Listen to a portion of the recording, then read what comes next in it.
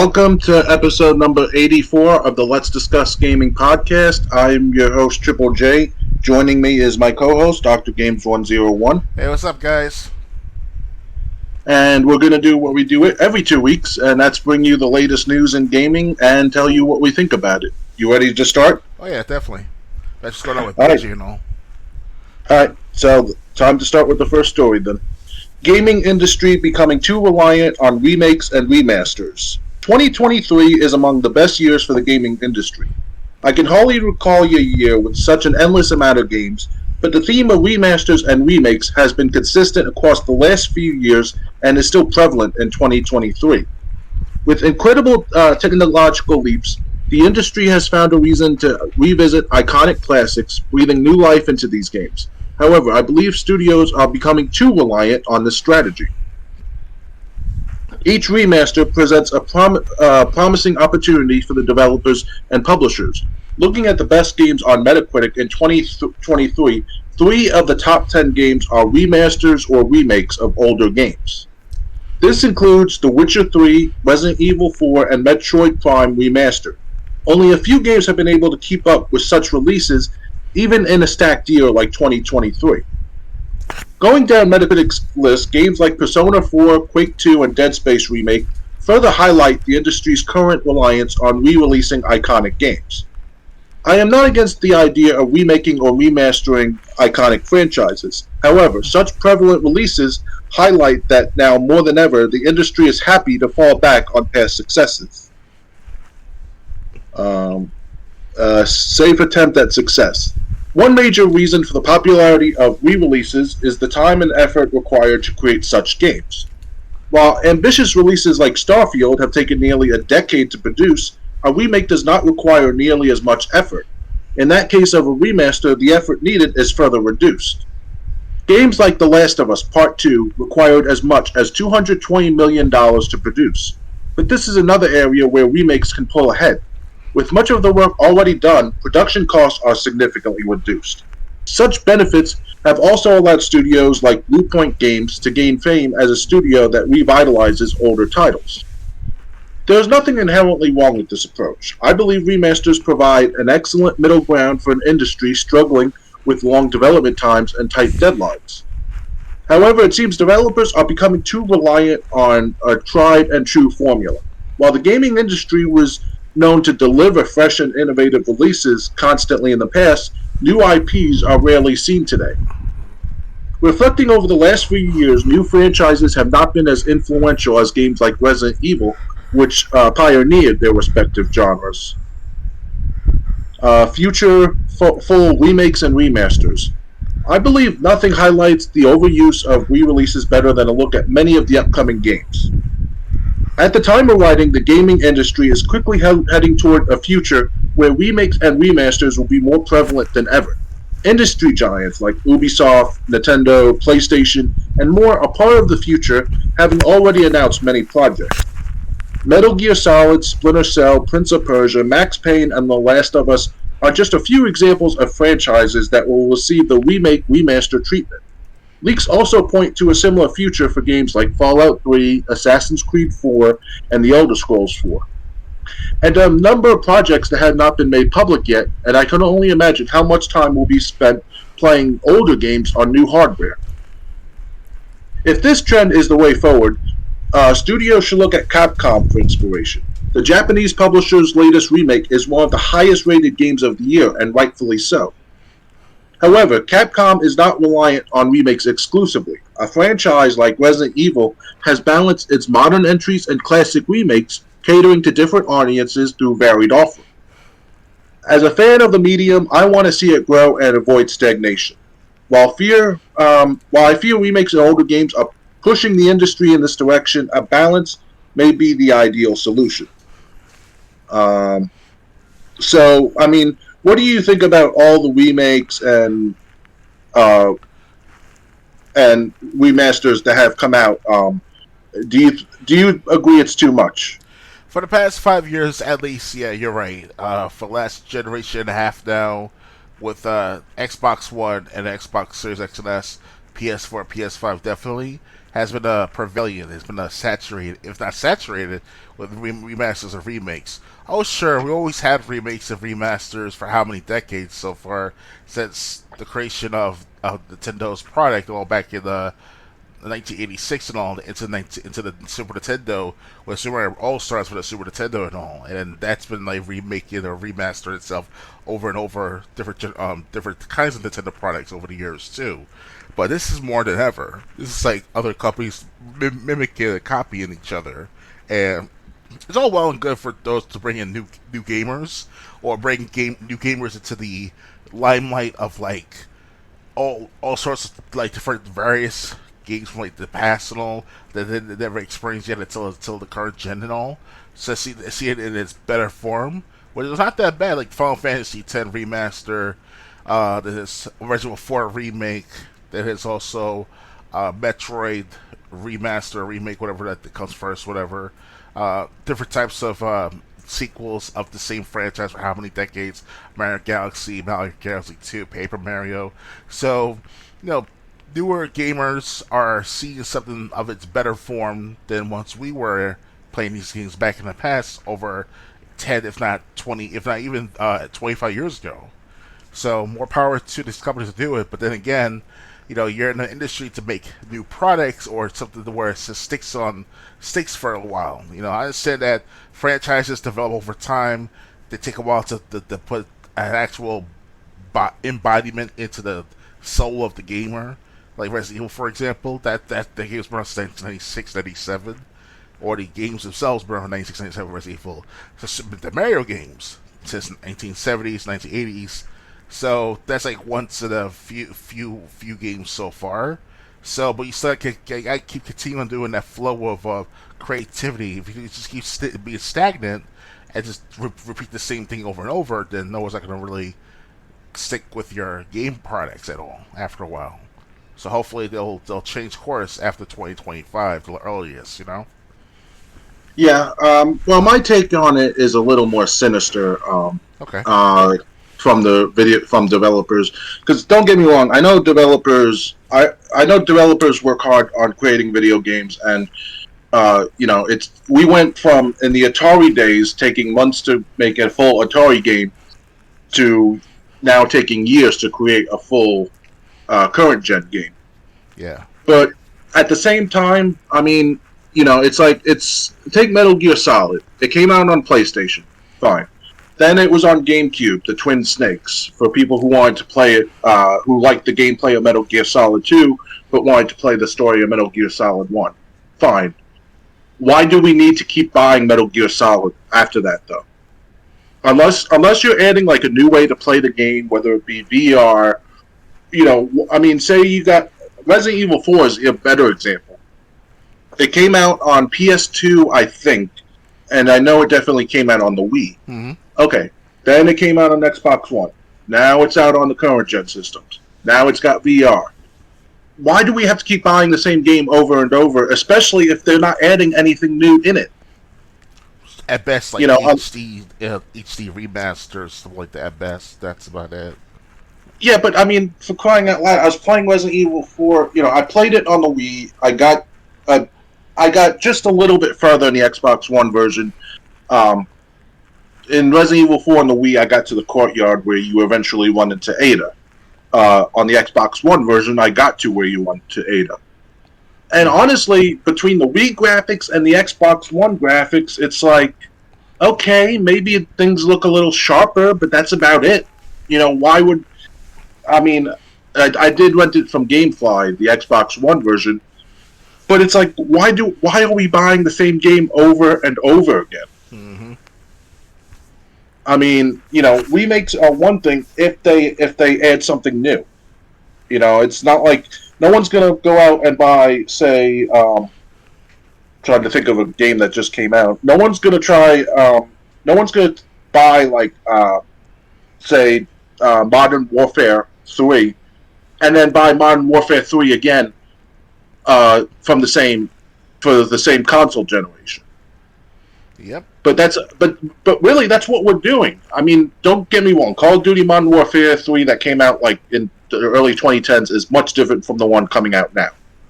Very But different. if it's almost like if you buy Resident Evil 4 for the Wii, or you buy it for the PS2, then you buy it for the Xbox One, then you buy it for Xbox Series.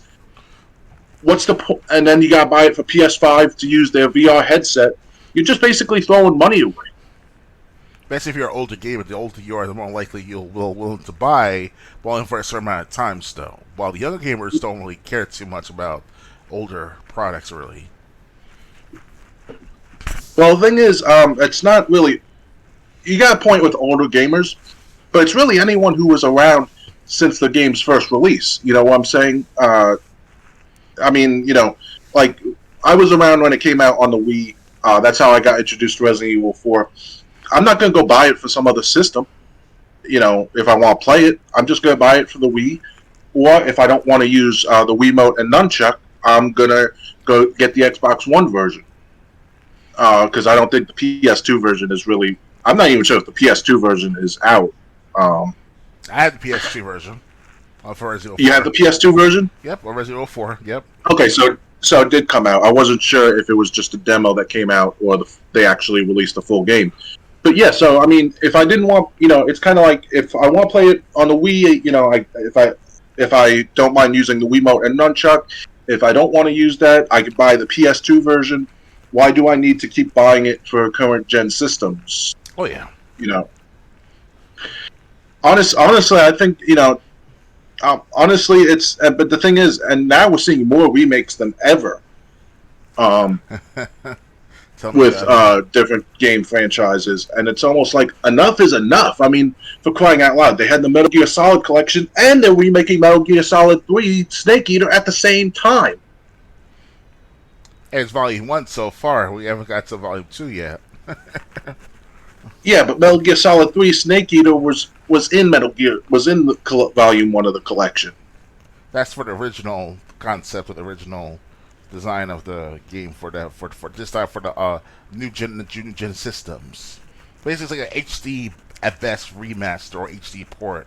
That's all it is. It's just HD ports of these games to the newer systems, which is all well and good for certain gamers like myself. Like if I, let's say, lost my game of Resident Evil for the PS2, whatever, or that is damaged or it's old and can't find it, etc., etc. Why not just buy 10, 15, 20 bucks for the HD port to Xbox One? That's on sale, especially. You know. Yeah, I understand that, but at the same time, with how many remakes are hitting the collection, hitting the shelves, like they said, 3 of the top 10 games from Metacritic were remakes or remasters. Oh yeah. That's a problem. And then there were more games that were below the top 10 that were also remakes. So, it's almost like that's. I think they're trying. I think game companies, to a point, are trying to trick people into buying the same game that they already own, Oh yeah. just because it's for the next system. Mm-hmm. And unfortunately, if they do sell, why game companies have no reason to stop that. So I mean, I think I'd rather see them make a new IP or a sequel to an IP that's different instead of just another remake of some game I've already played. Right, I understand. Anything else to add, or ready to move on? I just want to say this though: if company people, like people of well mentioned notoriety in the gaming companies, like Dave Major Nelson, Phil Spencer, perhaps even Miyamoto, if they ever listen to our podcast or different podcasts on YouTube, whatever, listen to us older gamers for a second. Look, I understand that you want to bring the new audience into the fruition of what games were like developed over the decades and all, but most of the time, these kids under like 20 years old, 18 years old, they're not into playing older products, older games. So it's like a few kids might go back to time, whatever, but that's very rare in today's world. So it's kind of like those days are over, pretty much in a sense. So older gamers, the older you get, the more likely people buy your products. That's fine for a while, but keep progressing, keep improving. So if any one of you guys listen to this, Major Nelson, Miyamoto, keep improving, keep creating from scratch, and let your imaginations wander. Teach the newer gamers about the old and the new, and help them improve the new. That's all I got to say. Okay. So, ready to move on? Yeah.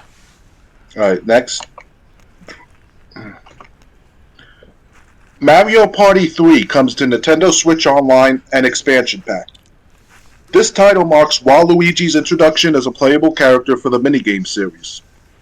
Nintendo is adding Mario Party 3 to the Nintendo Switch Online Expansion Pack library today, October 26th. The minigame title features a new first for the franchise, the introduction of Story Mode, as well as Waluigi and Daisy's inclusion as playable characters. Mario Party 3 isn't tied down to local multiplayer on Switch either, as players can get mad at the randomness with friends online. The game features over 70 minigames, with Nintendo highlighting Bind With Me and Eyesore. This comes almost a year after Mario Party and Mario Party 2 arrived as part of the premium subscription service, which costs $50 a year. The premium tier offers Nintendo 64, Game Boy Advance, and Sega Genesis titles, among other bonuses. A regular Nintendo Switch Online membership costing $20 a year gives access to Nintendo, Super Nintendo, and Game Boy titles.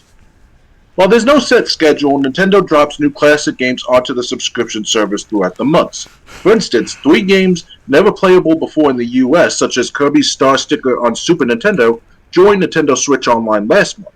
Another classic title, starring the Pink Puffball, also came to the expansion pack in September too. Kirby and the Amazing Mirror for Game Boy Advance hit the service, and even features online co-op for up to 4 people on Switch.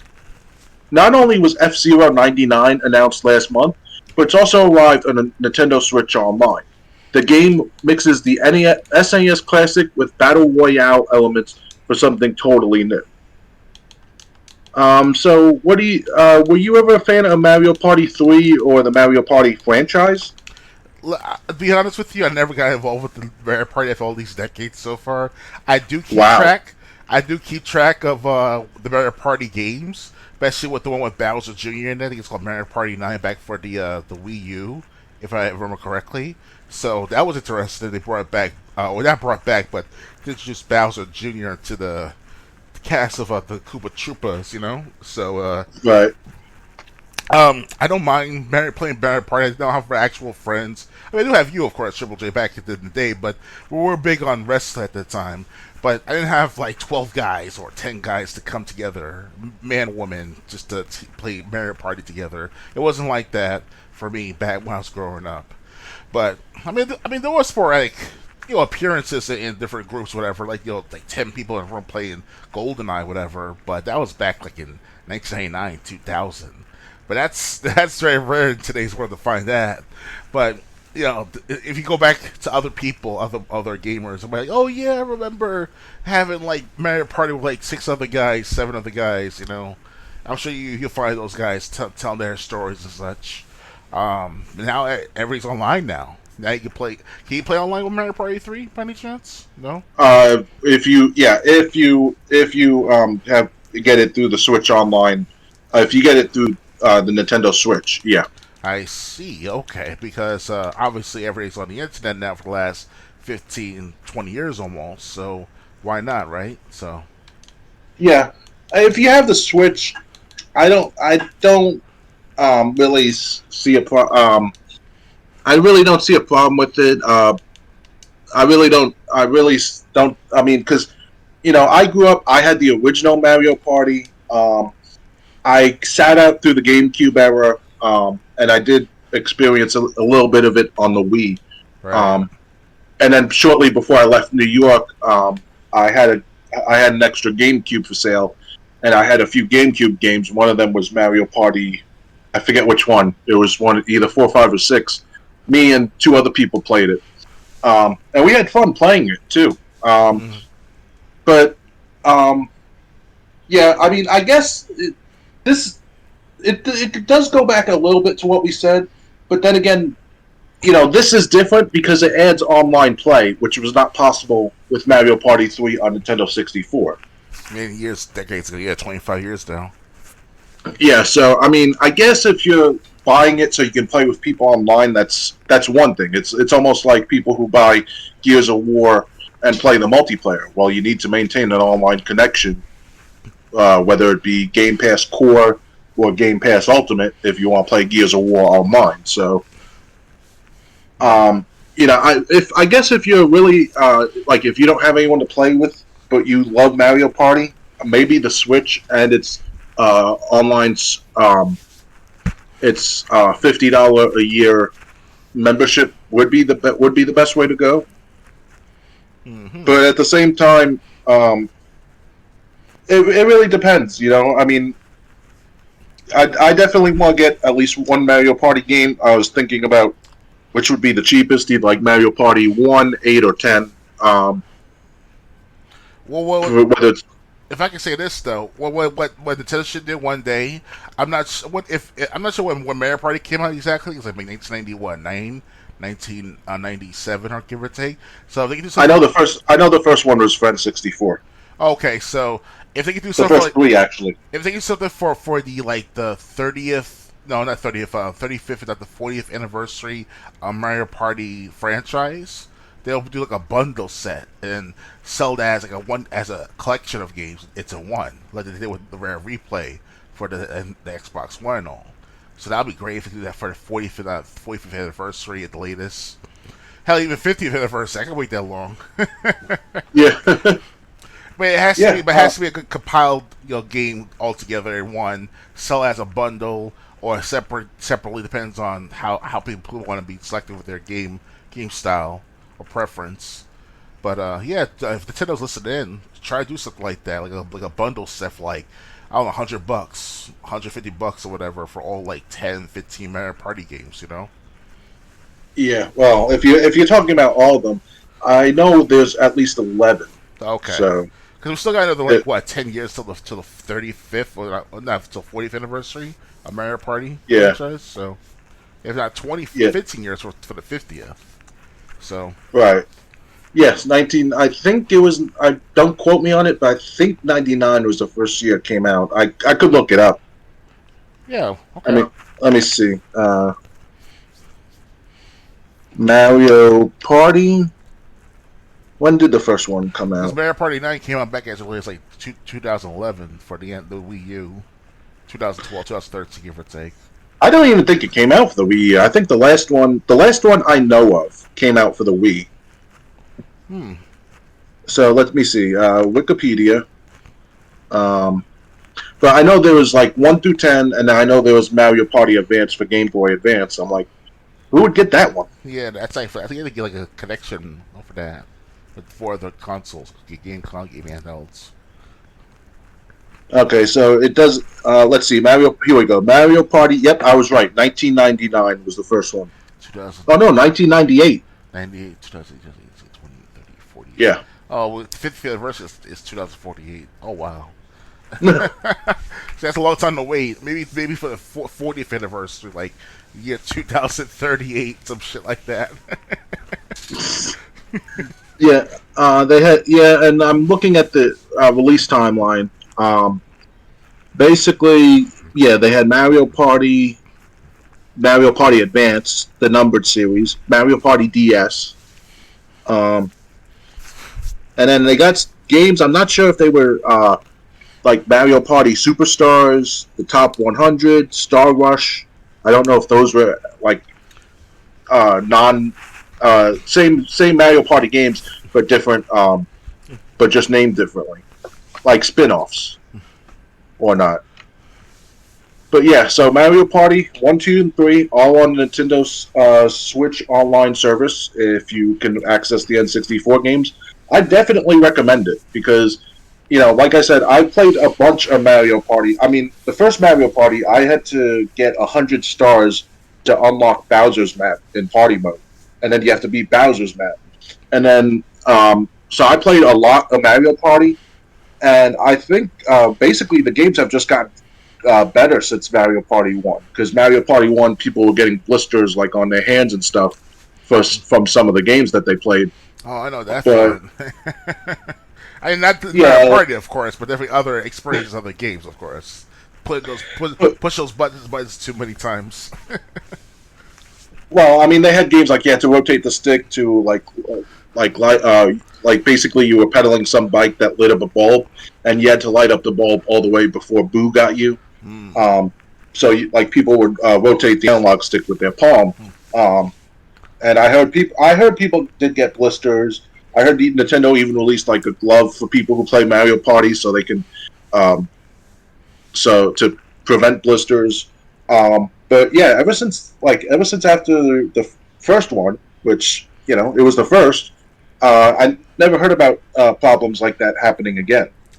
Yeah. So, Mario Party. I love Mario Party as a series. You know, but I don't have a Switch. But if you do, hey, I'd always be up for a game of Mario Party. So if you feel like I do, and you have a Nintendo Switch, make sure you have the online expansion pack, and you could like I said, you could play this game online, which is something new that you can't do on the N64 original card. And if they listen in, if Nintendo's listening in, they're doing a 35th anniversary at the most 40th anniversary of like the Mario Party franchise bundle. Get like older gamers together once again to with our high school teammates and high school classmates and such, and people from like barbecues and such from like 20 years ago come together and be like, yeah, I got Mario Party, so let's get together. And it's like 10 of us in a one room playing with pizza and soda and beer and shit like that. That'd be good. That'd be nice to have that experience again. And they can do that once again and then encourage that into the newer generation of gamers. That'd be great. That'd be a good experience right there. Okay. I know it's kind of weird, but yeah. Yes, the weird thing is you mentioning beer in the same sentence as high school students. Well, for me it was different. Did you, that's what I was about to ask. Did you how much beer did you drink when we were in high school? I didn't drink no beer. I will admit that. I was a square guy. I was the big square tall dude who was overweight and has glasses and pens in their pockets. Like I was like the angry video game nerd, but the big version of it. Sure, you were. Angry video game nerd drinks beer, by the way. I mean, right now in adults, yes. I'm just saying, like, for the sake of like reminiscing, like I was just saying that for a fact that like 20 years ago, 30 years ago, it was like root beer, it was pizza. 4 or 5 or 6 other guys in a room. Why not play some Mario Party, whatever, if ever, depends on who you talk to. Mine was GoldenEye, Perfect Dark, Diddy Kong Racing, stuff like that, so, yeah. So you missed out on Mario Party, basically. I wish I could have gone back 25 years so I play at least one decent gaming session with like 3-4 other people, and then have like, pizza and root beer. Actual root beer, not the beer, but the soda beer. He's talking about the beer you grow in your own garden. That would be cool to do that. Grow my own root beer. I think there is a way to do that. I'm not sure how, but I'm sure it's legal too. You don't need no license for that shit. Yeah. But anyway, yeah, so I mean, like I said, I played Mario Party with friends before. It's definitely a lot more fun than playing with bots. But I will say, even if you're just playing with bots, the AI has always been great in Mario Party games. Like, you never feel like you're on. You never feel like if you're whether it's a 4-player game or 2-on-2, you never feel like you're stuck doing all the work in mini games. Okay. Your partner, even if it's controlled by a bot, actually helps. As a matter of fact, the last time I played Mario Party on GameCube, the bot kicked me and 2 other people were playing. The bot kicked all 3 of our butts. The first 3 times he got to Toad, the bot, I'm saying, the first 3 times he got to Toad, he was able to afford a star. The 4th time the bot got there, it's like, sorry, you don't have enough coins. And my friends were like, finally!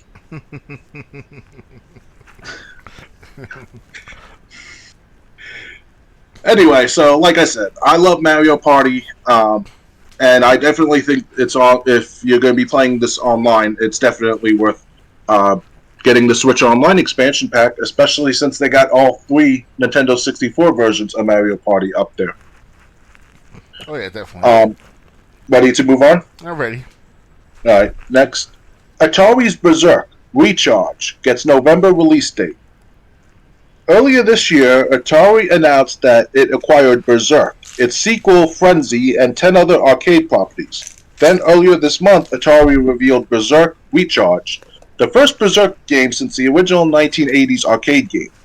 At the time, the company said it was coming to PS5, Xbox Series, PS4, Xbox One, Switch, PC, and now we know exactly when. November 9th, in 5 days.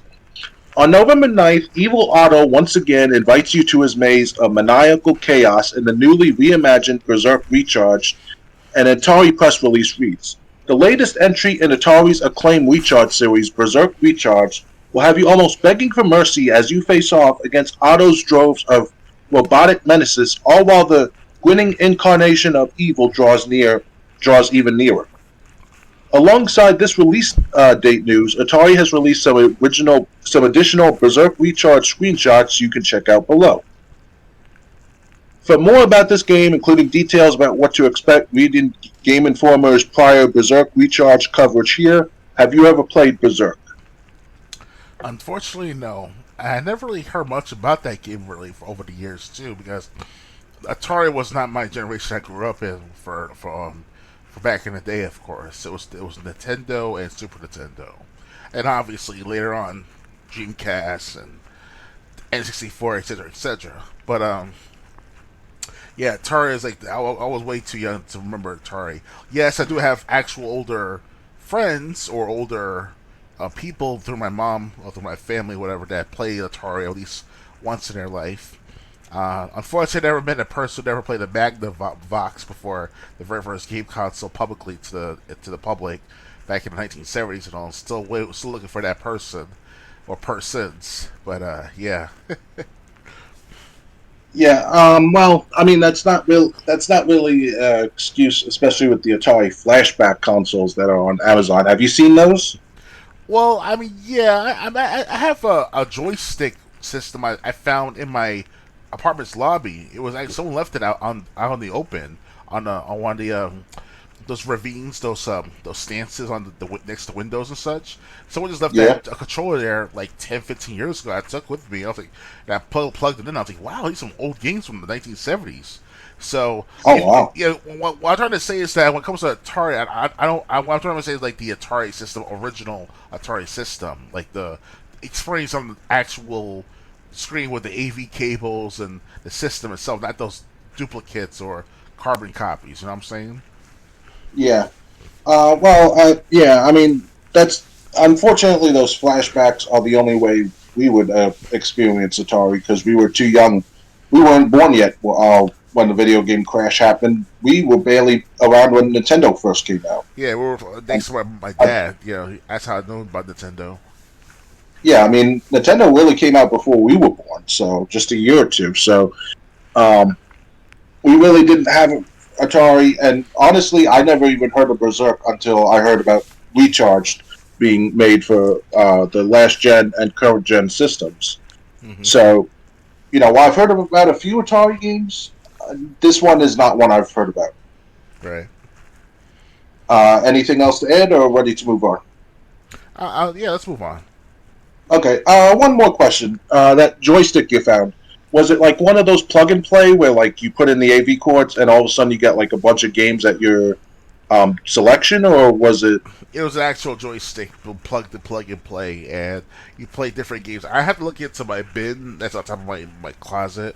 But and now in my closet, cause I have an armoire and I have a bin of like all my Dreamcast games and SD4 accessories. But I definitely do have that joystick. So if I give me some time, I'll look into it and see what games I have on there again after all these years. And it looks good last time I checked, so it should still play. So Okay, okay. Yeah, so ready to move on? yeah, let's move on. All right, get ready for the next one. Oh yeah. The Sims 4 wants you to be a landlord in the new expansion pack. You can build and manage a multi-dwelling residential block in the Sims 4 for rent expansion. Shit. Rolls right off the tongue. After its last expansion pack finally added horses to the game, the least said about that the better, The Sims 4 is going in a completely different direction for its new content. Its upcoming expansion pack for rent will allow your Sims to become property moguls through managing high-density rental properties. The expansion pack adds a brand new neighborhood called Tamarang, a vibrant community inspired by Southeast Asian culture. While the expansion seems to have a lot of similarities with the apartment-based City Living pack, there's one major difference. With For Rent, you can build your own multi-dwelling buildings from the ground up, not constrained by the game's preset apartment floor plans. Players will also be able to build multi-unit buildings, not just in Tamarang, but in any of the game's buildable worlds. The expansion adds a lot of community-based events, from building wide potlucks and pool parties to a new social area in the forms of the night market. As with other expansion packs, you can expect a heap of new items, clothing, and even Southeast Asian-inspired food and drinks. The Sims 4 will also let entrepreneurial Sims become property owners, earning income by renting out their units to other Sims. Property owners can either live in the same property as their tenants or live off-site, but they'll need to keep up with inspections and vital repairs to avoid a tenant revolt. Some of the expansion's features look a little too real for anyone currently renting, with tenant Sims living under the threat of insect infestations and potentially deadly mold exposure. The expansion will come with 4 new aspirations for Sims to pick from: Seeker of Secrets for nosy neighbors, 5-star property owner for diligent landlords, the local fount of Tamarani knowledge for local know-it-alls, a discerning dweller for perfect tenants. These also come with 5 new traits: nosy, generous, cringe, child of the village, and wise, which will only be available to elder Sims. The expansion pack will arrive on December 7th on all platforms. Players who purchase the pack before January 18th will get the Steel Eats digital content pack, which will include street food related objects as placeable furniture. Hey. My first question is, how do you think they're gonna fuck this up? I mean, this sounds like something out of, like, your typical Eyewitness News 7, a 7 on your side situation where the landlord fucks over the tenants. But let's see what happens after Sims 4's DLC thingy, I want to call it. Yeah, don't forget the horses that look deformed and like something out of a horror movie. Yeah. I think I which remember was the LGBT stuff in there too, with the weird expansion pack on that. yeah, and look how well that one had. It had rapid aging and family incestuous relationships happening. Like I said, when it comes to The Sims 4, maybe it's low hanging fruit. Maybe we should give it a chance. But every time they have released an update for how long now, something always goes wrong with it. Like, they don't bother to test it out. They just say, "Hey, people will buy this. Release it." Yeah, of all things, landlord renters expansion pack. I mean, that's like, that's essentially what people to like feel like the need to know what's it like living in apartments and all. But it sounds so mundane. Like, it just sounds so plain. Well, keep in mind, this is the same game that released Star Wars characters into the Sims community for people who wanted that, which was absolutely no one. So, and it's $700 worth of DLC and counting. It's almost at this point like when the Sims. It's almost like as long as they don't have people like Jason Voorhees chasing people down with machetes in the game, they can call it a win. That's how low the bar is set based on their previous experiences. I mean, how do you mess up? How do you add horses to the game and mess that up? Yep. So I honestly though, while it may sound mean, I can't wait until this new expansion hits because I just want to see how bad it's going to be. Yeah, it looks too bad to be true. At the same time, it's too weird to be true at the same time. Kind of weird moment. You know, it's like landlord experience expansion, whatever it's called. I mean, Yeah, so we try to therefore, make people buy more land or something in real life. I mean, I don't understand. maybe. I mean, yeah, it's like I said, it's low hanging fruit, but they do it themselves because they release these updates and never and like really ever since the Star Wars one, not one of them has really I can remember worked correctly at launch. I see. Not I mean I know the last two or three at least were ever since like the LGBTQ stuff. Um, it was added. I mean, then you had Sims aging rapidly, and then incestuous relationships happening when you just watch the Sims left to their own devices, and it's like, what? It's like, and this is rated T for teen. They rated M for mature for some people. He has to get older. And since former is what 10 years so far, right?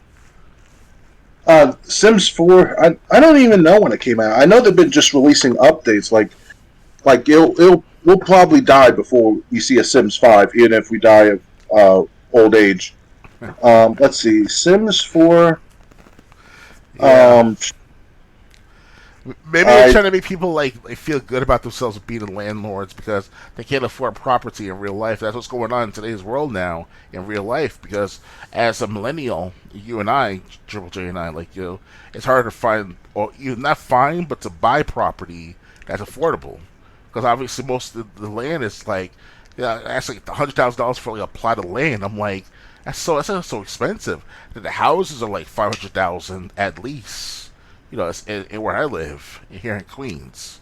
So it's kind of like stupid on their part. Like, dude, out Queens County is like the cheapest real estate out of all New York City, because obviously most of the people live here are like low income, working class income. So you got to like balance the force. You know, you can't just be like selling property for $1 million for a 5 bedroom home with 2 bathrooms and it's like half a wreck. You know. yeah. I just pulled it up. It depends. Sims 4 came out released in for Windows in September of 2014. Okay, it's been It almost 10 released years. it released on OS X. I guess that's like OS X. That's Is the that Macintosh for the Apple oh Mac computers. Yeah, MacBooks basically? yeah. Okay. That it came out in February of 2015 and came out also on PlayStation and 4 and Xbox One in November of 2017. Okay, so the game itself been around for almost 10 years. It's been around 10 years on computers, not yet, or almost 10 years, not quite, but on consoles. All right. But yeah, so I mean, like I said, I'm just it's almost comedic when The Sims 4 releases an update because it's like It's like, oh it's goody, gonna more it's shit. huh It's like, oh goody, more and more stupid shit. yeah yeah, and also this does just based on the concept alone, it does sound a little mundane, like you said. Buying buying properties and renting them out. I mean, I guess if you really wanted to get into it, like you went out and you have to keep tenants happy. I guess I don't there's not many games that do that, so I guess I could see it. But at the same time, But just buy um, property in real life. Just hang it up. Come on now. well, not everyone has the money to buy a property to rent it out. Like I said, it's about their deepest desires come to fruition in games now. That's what it comes down to. Yeah. Well, I mean, my house. Luckily, my house in where I live only costs like 68,000. So Yeah, that's very cheap right there. If I could afford it, I mean, get a down payment for like 10,000, 20,000, that'd be fine. But now with these houses here in Queens and throughout the New York City area, go into Manhattan, ask like $1 million, $2 million for a condo. Like, what's wrong with these people? Yeah. Hey, if you got the money, why not? It's overinflated. They know that they're pricing people out of the market, or at least the majority out of the market, and keeping it to the elites, to the actual people who are like multimillionaires, multi-billionaires, you know? Yeah, if the people could wait until an elite actually rents that apartment or buys it. Which is not that many have done to begin with. I mean, of course, there's more rich people than ever, but still, they're still the minority at best, you know? Right. Yeah. So, I mean, yeah. I'll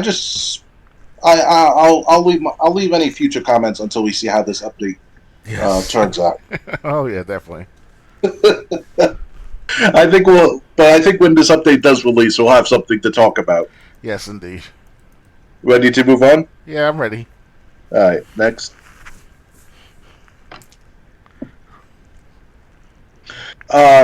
Still makes the deep looks eerily stunning in new trailer. Today's Xbox partner preview brought us a good look at Still Wakes the Deep, the new game from the Chinese Room, a studio known for projects like Dear Esther, Amnesia, A Machine for Pigs, and Everybody's Gone to the Rapture. The new project has distance horror vibes as it drops players into the shoes of a character navigating a ruined oil rig. A strange alien-like tentacled form reaches up from beneath the roiling ocean waters, seemingly the source of the oil rig's trouble. As the protagonist navigates the catwalk and beams of the rig, we hear distant and troubling screams. After traversing several tunnels, the first-person lead drops through a hatch into the very water that seems to be the source of the strange tendrils. The Chinese Room is clearly interested in building atmosphere and tension in this trailer, and presumably doing the same in the broader game. There's clearly some awful threat at play aboard the rig, but its nature and what is happening to the others on board the rig remain a mystery. Nonetheless, the first-person visuals and tense exploration are looking great, leaving us excited for the game's launch on Xbox Series, including Game Pass in early 2024. So, have you heard of this game, Still Wakes the Deep? I never heard of it until recent time when you mentioned it to me in order I pre-played it. I saw the trailer. It looks alright. Very has that horror feel to it. I mean, I'm not saying it's nothing interesting. It's that I wasn't expecting to be in an oil rig to be seeing horror settings in it. You know. Yeah. I didn't. Why a rig? Why an oil rig of all places? You know. Well, I mean, I guess maybe the ship has been overdone. Hmm. I didn't see the trailer, but it does sound good. Yeah, so I mean, it sounds interesting. Yeah, But the gameplay is not bad. It's that trying to overcome the eerie feeling behind the matter. You know. Yeah, so it's probably with this like screams in the background and stuff. It's probably going to be like Resident Evil, like when you would hear like glass shatter, or when you'd hear like a growl from a monster that was nearby. Yeah, those dogs. Yeah, or like the dogs that would jump through the window.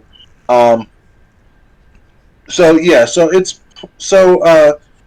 sounds interesting. And if you have Game Pass, I don't know if it's going to be playable via the cloud. It might be. Mm-hmm. But it comes out at the beginning of next year. Yeah, early 2024. Yep. Ready to move on? Yeah, I'm ready. All right. Next.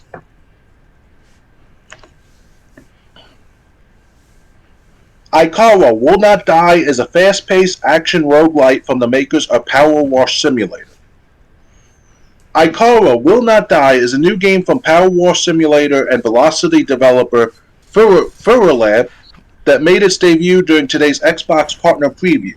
Players presumably control Ikawa, who as far as we can tell has one purpose in life: to move really fast and look really cool. The game is billed as a momentum-based action roguelite, with players zipping around neon-soaked cyberpunk world, dishing out rapid melee attacks while executing air dashing and somersaults to evade and outmaneuver enemies. Check out its first trailer below. Icaro Will Not Die doesn't have a release date, but it's coming to Xbox Series and PC. Do you want to watch the trailer? Yeah, let's do that. Okay.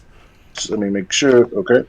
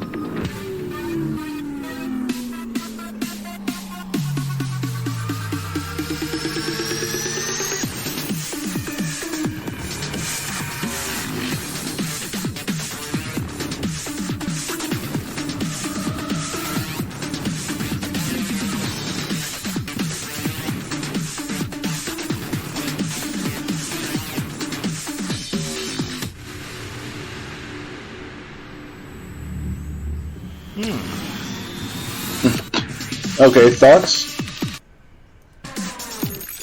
Wow. It's just like if Parker meets Combat Simulator. All right. From what I saw, it looks like an Xbox One game that we had gotten with Games with Gold. I forgot the beginning of the title, but the end of the title was Never Yield. Mm-hmm. It kind of looks like that because you were constantly moving. I don't remember too much combat in that game, but like the constant moving around, the constant, never slowing down and stuff. It kind of made me think of Never Yield that we got from Games with Gold. Do you remember that game? Never Yield? Yeah. I've never heard of it in a while, no. Well, like I said, I know it started with an A because it was near the beginning of the list, but I forget. I just remember the second half of the title. But it was a game like that where basically you were constantly moving, and like you had to dodge obstacles and like slide under them or jump over them when they got in your way. So I was kind of thinking of that when I saw this. When I saw the gameplay for this, when I saw this trailer. So I mean, it looks interesting. But we don't know when it's coming out. So yeah, to be announced. Yep. So ready to move on? Yeah, let's move on. All right. Ubisoft will shut down online services for 10 games in 2024, including older Assassin's Creed titles. Various versions of Assassin's Creed 2, Brotherhood, Revelations, and Liberation HD will all be losing online functionality. A total of 10 older Ubisoft titles will see the online services shut down on January 25th, 2024, Ubisoft has announced. Among the list of titles are numerous Assassin's Creed titles for Xbox 360 and PlayStation 3, which as of January will no longer support any form of multiplayer, the ability to link accounts, or claim Ubisoft Connect rewards. Other titles affected include Splinter Cell Conviction for Xbox 360, Ghost Recon Future Soldier for PC, Trials Evolution for PC, and others. Decommissioning the online services for older games is something we do not take lightly. However, it is also a necessity as the technology behind these services become outdated, Ubisoft states in a blog post announcing the shutdown. Below is the full list of titles affected by the shutdown. Assassin's Creed 2 for Xbox 360, Assassin's Creed Brotherhood on Mac, Assassin's Creed Liberation HD for PlayStation 3 and Xbox 360, Assassin's Creed Revelations on PC, Ghost Recon Future Soldier on PC, Heroes of Might and Magic 6 on PC, NCSI for PC, Splinter Cell Conviction for Xbox 360, Ruse for PC, and Trials Evolution for PC. It's not the first time Ubisoft has shut down services for some of its older titles. In October 2022, Ubisoft turned on online services for 15 games, including Splinter Cell Blacklist and Far Cry 3. A previous round of shutdowns earlier in 2022 saw Ubisoft disable online functionality for an even larger number of game titles, some of which were originally listed by mistake, including Rainbow Six Vegas and Rainbow Six Vegas 2. So, what do you are you familiar with any of these games that I mentioned that are going to be losing online functionality in January? I have some of the Assassin's Creed games. I have Assassin's Creed 2, 3, Black Flag, 4, which is 4 basically. Yeah, Um, Rogue I don't have, if I remember correctly. The newest one, Mirage, I think it's the one I don't have either. So, but I hope Assassin's Creed 4 Black Flag will still be around for another few years as far as its online playability. Because last time I checked, it hasn't been shut down yet, right? yeah, and it doesn't appear on this list either, so that's still going to be there. How about Assassin's Creed Unity? Uh, that's not on the list either. Okay, so I got a few more years left before they shut those down. Because Yeah. I'm still like 3% into Assassin's Creed 4, and for all these decades now, it's been a decade and like, and that was been a whole decade the next month because I got my almost until next year actually because I got my first Xbox One back in December of 2014, and the first game that came with it as a bundle was Assassin's Creed Black Flag. So after I played it for a while for the first couple of months of it, but after that I got bored of it. I was like ready to move on to something else, and also got the fact that I was playing Master Chief Collection at like hours on end, online playability. Even though back then when the Master Chief Collection came out, it had a horrible launch with its online system. So Yeah, I do have to say, I do know a few of these games. Ghost Recon Future Soldier, they said they're shutting down the PC online services. okay, I think I played the Xbox 360 version, though, so if they're just shutting down PC online services, maybe the console version will still have online functionality. Um, but one game I played is Splinter Cell Conviction. I think that's the one, I think I played that, because we got it through Games with Gold. alright. Um, I think it was Conviction that I completed. Um, so it sucks that one's losing online functionality. Although even with online functionality, at least the campaign will still be there. So Okay. it's not like these games are going to become useless. It's just anything that required online functionality is not going to work anymore. Yeah, Um, as long as, and here's the thing though with today's games is for the last 5 years now. As long they kind of fucked this up for the last 5 years now. They kept like putting more and more towards digital, online and digital now, since like 2016, 2017 at least.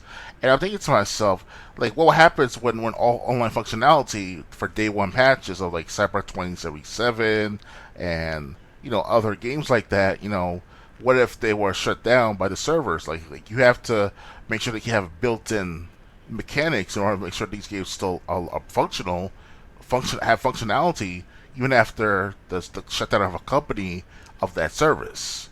Hence, the service will shut down eventually after that too. So, it's just kind of ridiculous for these companies to make these games and put everything online on a server, and then knowing that that server would not last forever. So it's kind of like back in the day, 25 years ago, when companies like Warped and 99 Cities, when they make games like D2, Siphon Filters Trilogy and stuff like that, those are built into the game on the disc and stuff. So you still buy them even after decades later, and it still works most likely still. But in today's world, for the last 5 or 7 years now, it's like you're fucking up the preservation of these games. So it's kind of like, Assassin's Creed games going to be like, disillusion after a while if they keep this up. yeah. Unfortunately, and then honestly, that's if the game works at launch. Because I mean, when these servers do shut down, which eventually will happen sooner or later, Assassin's Creed 3 I heard was like a broken game at launch. Yeah, I heard So about like that. if someone buys Assassin's Creed 3 like 10 years after the server shut down, they're going to be getting a broken game. Oh yeah. So unfortunately, that's what I hate about this online digital world. Unfortunately, because they can shut down the servers for games that they want anytime they want. Um, So yeah, if you like playing any of these games online, I suggest you get them while you can. Oh yeah, and I don't mind digital products or digital copies of these games, but the digital product itself has to have a built-in mechanism where it can still be functionable for people who are new to the game or newcomers, new gamers, whatever.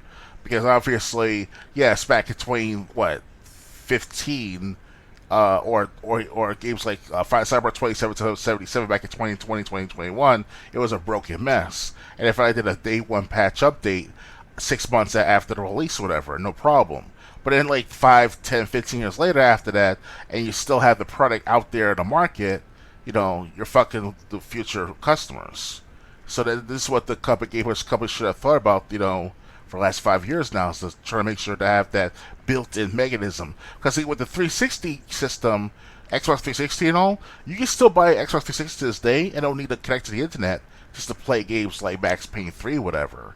Oh, sure, nice to have that update that was last updated for the backwards compatibility. That's for the Xbox One, where that didn't have a built-in not built-in motherboard, but like something of a mechanism where you don't have to fucking download a day one patch for games systems like Xbox Yep. One or games like Assassin's Okay. Creed, stuff like that. So There was like a weird buzzing on your end, and then I couldn't hear anything you said. my can you hear me now? Yeah, How long did the buzzing last? the buzzing was like about 5 seconds, maybe three Yeah, seconds. yeah, I'm using a cheap headset. My other headset broke on me, so I waited for my new headset to come tomorrow. Sorry, guys, for having me having technical difficulties. It's temporary. Hopefully, the next episode will be fixed. So Okay. So yeah. Anyway, as I was saying, it's a shame, and this is one thing I hate about the trend of gaming going forward, where basically games are becoming a service, not a product.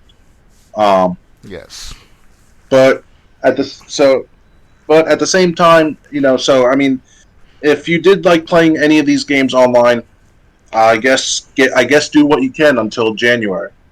definitely. And Ready to move?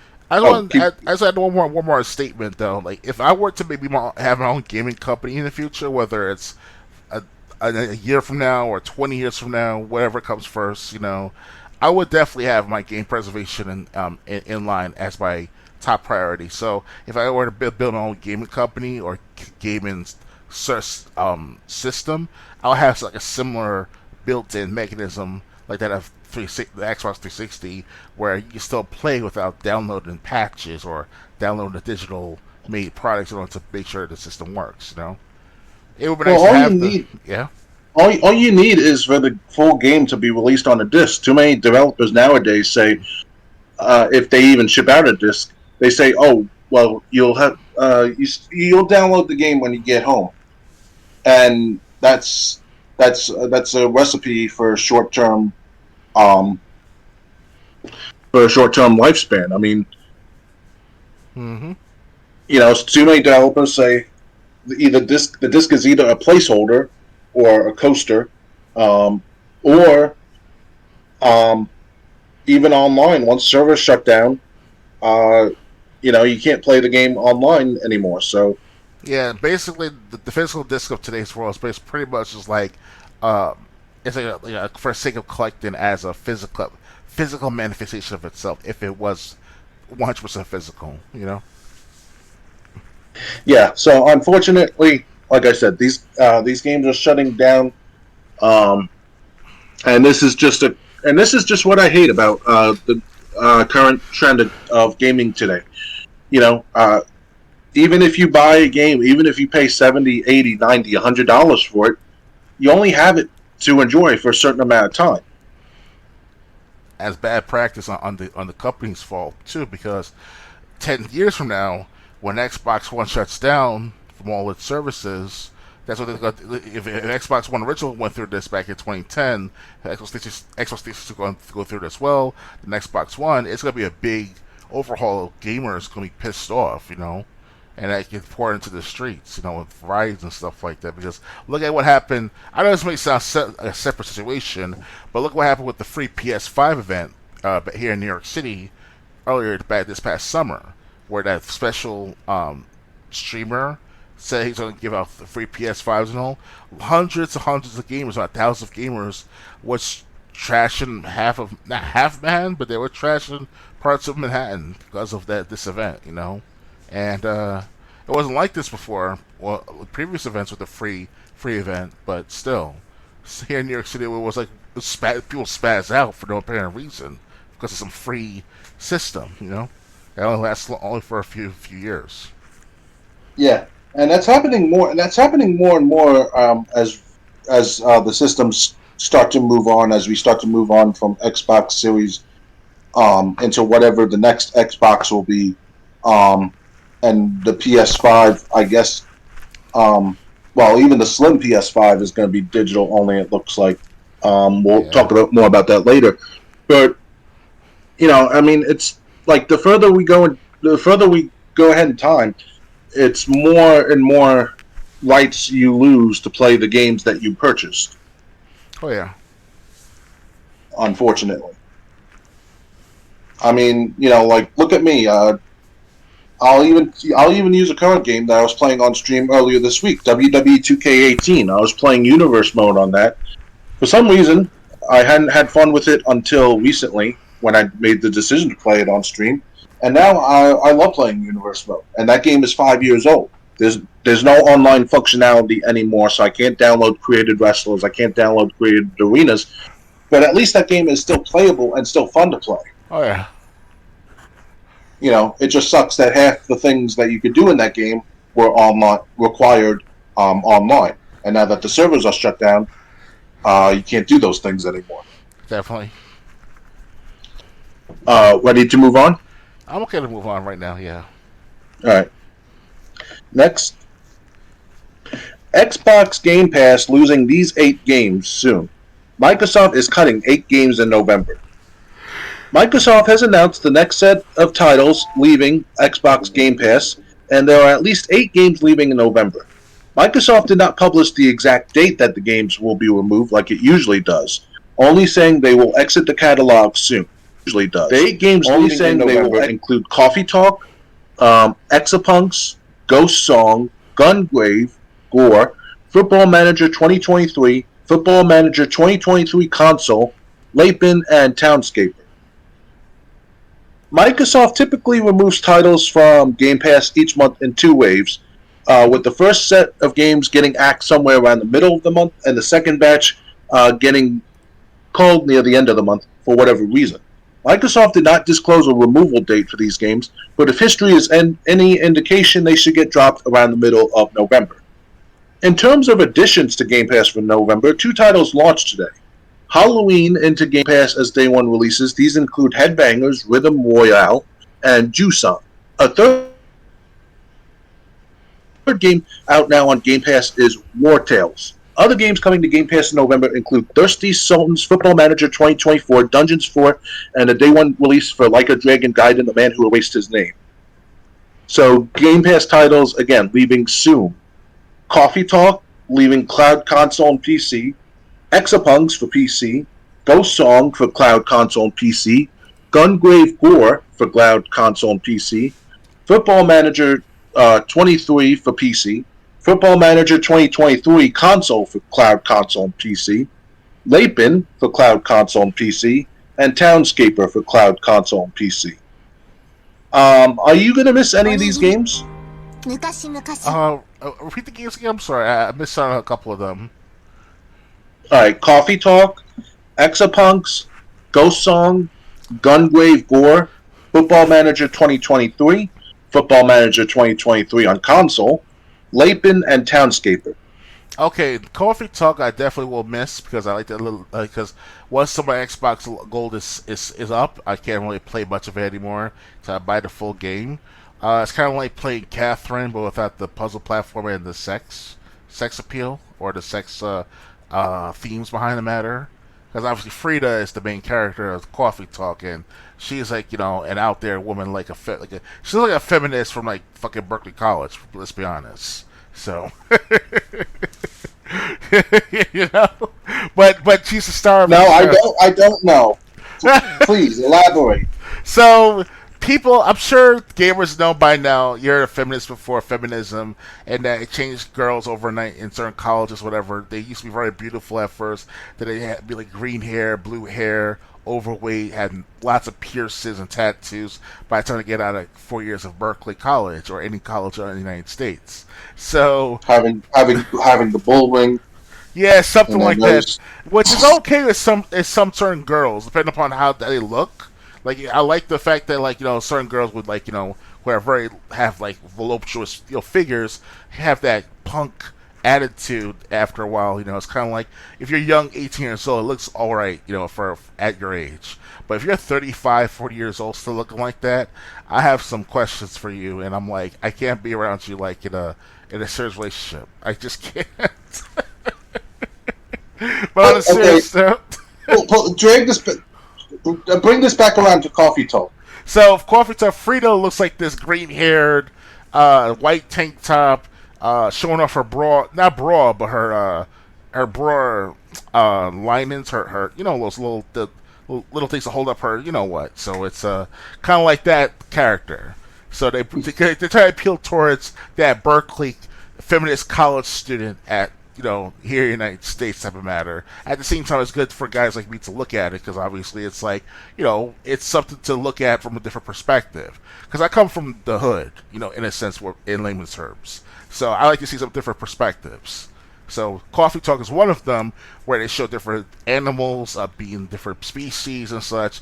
And you're this barista, played as a barista, whatever, just serving coffee. You make the artwork on the coffee foam and stuff like that, and if you serve it right, you get points for it or some sort of special reward at the end of the game, whatever. So this is what I like about Coffee Talk because you get a story going on, and Frida is basically the main character of it all, showing all the different people and characters throughout go in and out of your coffee shop for the next God knows how many months of the time period of that game. So Coffee Talk, it's all right to play, which is not playing at the same time you are. It's just that it's something to chill from, like play Call of Duty or something violent and stuff like that, because it's just you're laid back and watching the story, seeing the text and stuff. So, yes. Yeah. Okay. Wow. That's my perspective of Coffee Talk. At least that one particular game. Yes, and it's left me speechless. What a surprise. Okay, so even though I don't have Game Pass and since I don't have Game Pass even Core, I did have Coffee Talk through Games with Gold, Yes. but I can't play it since I need at least Game Pass Core to play it. The only thing I wish about Coffee Talk is there were more making drinks and less story. Yes. I felt like it was 90% listening to stories and 10% making drinks. Yeah. There were timed mode, I think, once you beat the game, where like they give you 15 seconds and you have to create a drink and then and get it out, and then they give you another drink and you have to get that out like in 15 seconds. I think you got extra time if you got the drink out quickly. That I only played it once, but I never went back to it. But that's really the only game that I remember playing on this list. Mm-hmm. Exapunks, no. Yeah, none of these other games I have any experience with. Okay. So, ready to move on? I just want to say, though, guys, that it sounds weird at first to be mentioning the game Coffee Talk. It's just that this is based on my experience not as a game, but also as a citizen, as a regular guy. Because I deal with people of different cultures and values over my years since moving out of Jamaica, Queens, where I live now, my whole life, and for years, from like 1990s to the 2010s, I met different kinds of people. Whatever. If you explore different parts of the world, or if it's the United States, we're a big country with different cultures and values. So, if you're outside the United States, come on in. Parts of the city of like New York City and Chicago, and try all types of foods and cultures. You'll see what I'm talking about. So, that's all I got to say for this matter. Okay. I have nothing to say about that. It sounds like you may have just encouraged illegal immigration, but No, legal immigration, not illegal. Okay, you didn't specify, so. Oh, I did not have to specify. My God. Oh, Well, Triple J. if you say come on in, that's what our leaders are doing, and that's why the country's in the shape it's in. I mean, Okay, you gotta go through like a year or two process, but you know what I mean.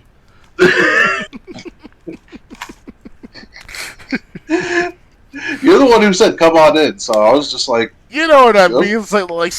No, I don't know what you mean. That's why I had to bring it up. I'm ready to move on, please. You know what I mean. Atari to acquire retro game restorer Digital Eclipse. Atari has announced an agreement to acquire Digital Eclipse. The studio is known for its expertise in digitally restoring and preserving retro titles such as Atari 50, the anniversary celebration. According to a press release, Atari aims to expand its internal development and further support its retro-focused growth strategy, signing its acquisition of Night Dive Studios earlier this year as an example, by leveraging Digital Eclipse's proprietary tech and experience. Atari issues that Digital Eclipse benefits by gaining access to world-class IP to grow its business and development capabilities further. Atari is spending $6.5 million on the acquisition, $4 million in cash, $2.5 million in newly issued Atari shares, with the remaining earnout of up to $13.5 million in cash over the next 10 years based on the studio's future performance. The purchase is set to be completed in the next few days.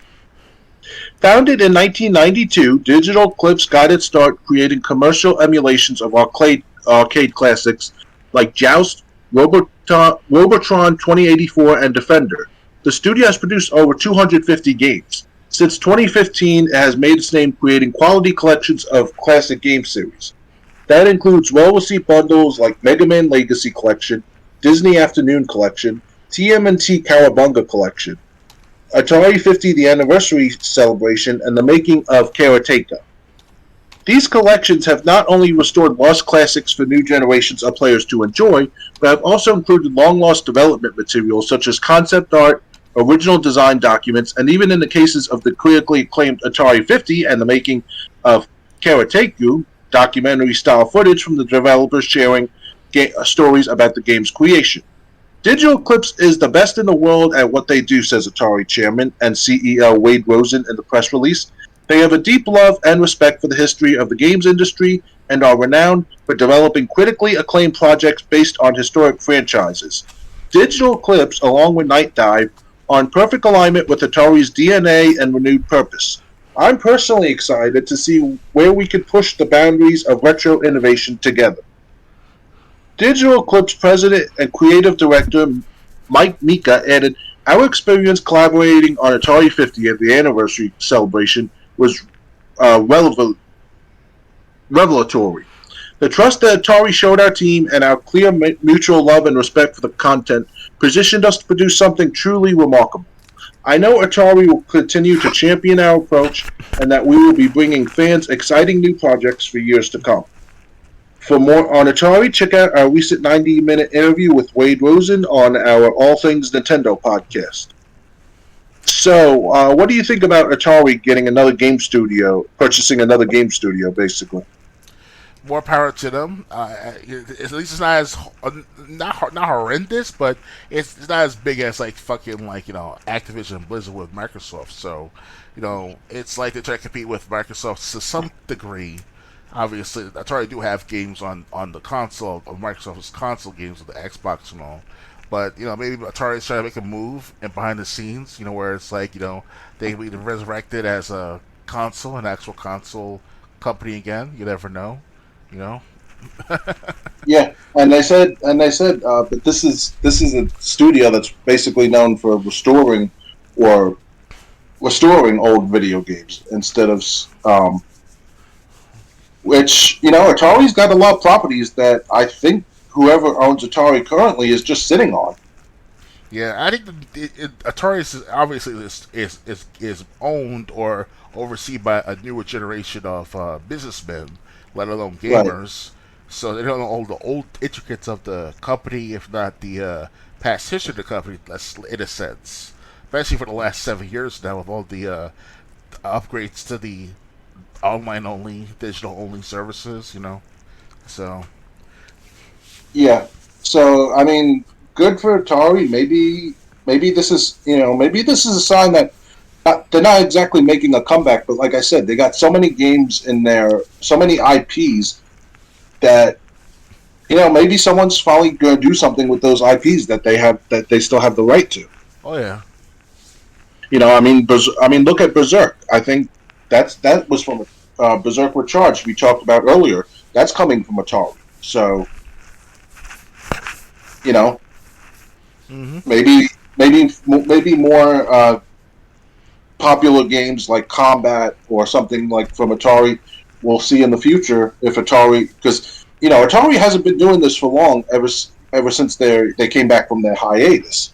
So if they're getting other studios, maybe we'll start seeing games from Atari, and maybe it'll be some of their older IPs like Berserk. Yeah, let's hope so too. It would be nice to see Atari resurrected from the dead of console making, and see if they can try to sell a decent set of games, even for the new generation of gamers. Hell, even for us current gen gamers as well too, because I kind of missed out on most of Atari's oomph, or Atari's uh, flooding of the market of the console failures, or the console crash, whatever it's called, the game crash. So at the time, it would seem like plausible to buy their products, of course. But then over the years after that, there was the horrible game crash for lasted for at least almost 10 years, until Nintendo decided to go into the It was console more game like soon. 3 years. I thought it was 10 years, because the the major console that made it to the actual mainstream market was Nintendo's Nintendo NES system. Yeah, but I mean, in 1982, everyone was making money, and 1983 is when it went, or the end of '82 is when it all went to shit. And like Oh. Nintendo, and then Nintendo came out like in '85, '86, depending on whether you count the Famicom, which in Japan, which there was no game crash in Japan, Hmm. or here in the States. Yeah. At the time, Japan's market was not volatile like it once was back in the 90s, especially in the 1987 Asian crash. It's called.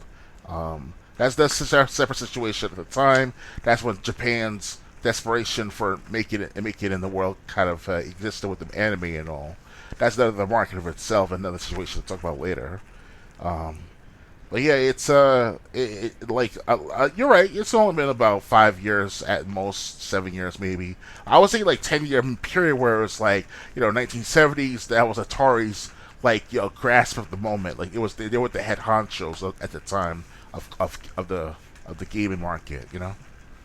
Yeah, no, it was the early '80s was the high point. 1982, every company had a division that was creating some type of video games, and then like November of '82, we can even watch on Pat the NES Punks when they had the video game years. They covered this, and then they covered how Nintendo basically revitalized the video game industry in America. Um, like 1982, everything was great. By the end of '82, um, there were like entire departments laid off because companies that got into video games because they saw how much money they could make said, "Whoa, we can't make it anymore. We can't make money because no one's buying these video games anymore." Right. So, um, yeah. So I mean, if you want, when we finish this, there's like two videos that combined they're about 13 minutes long, which basically explains the crash of video games, which happened like at the end of '82, and then until Nintendo came out. And in Japan, it was the Famicom, and Japan wanted to release it in America. And basically, Nintendo took a chance, and it paid off Okay. with smart marketing. I see. Ready to move on? Yeah, I'm ready. All right. Next. Cancelled PS2 Daredevil game now playable 20 years later. Hidden Palace has released a new build of the long-lost superhero game.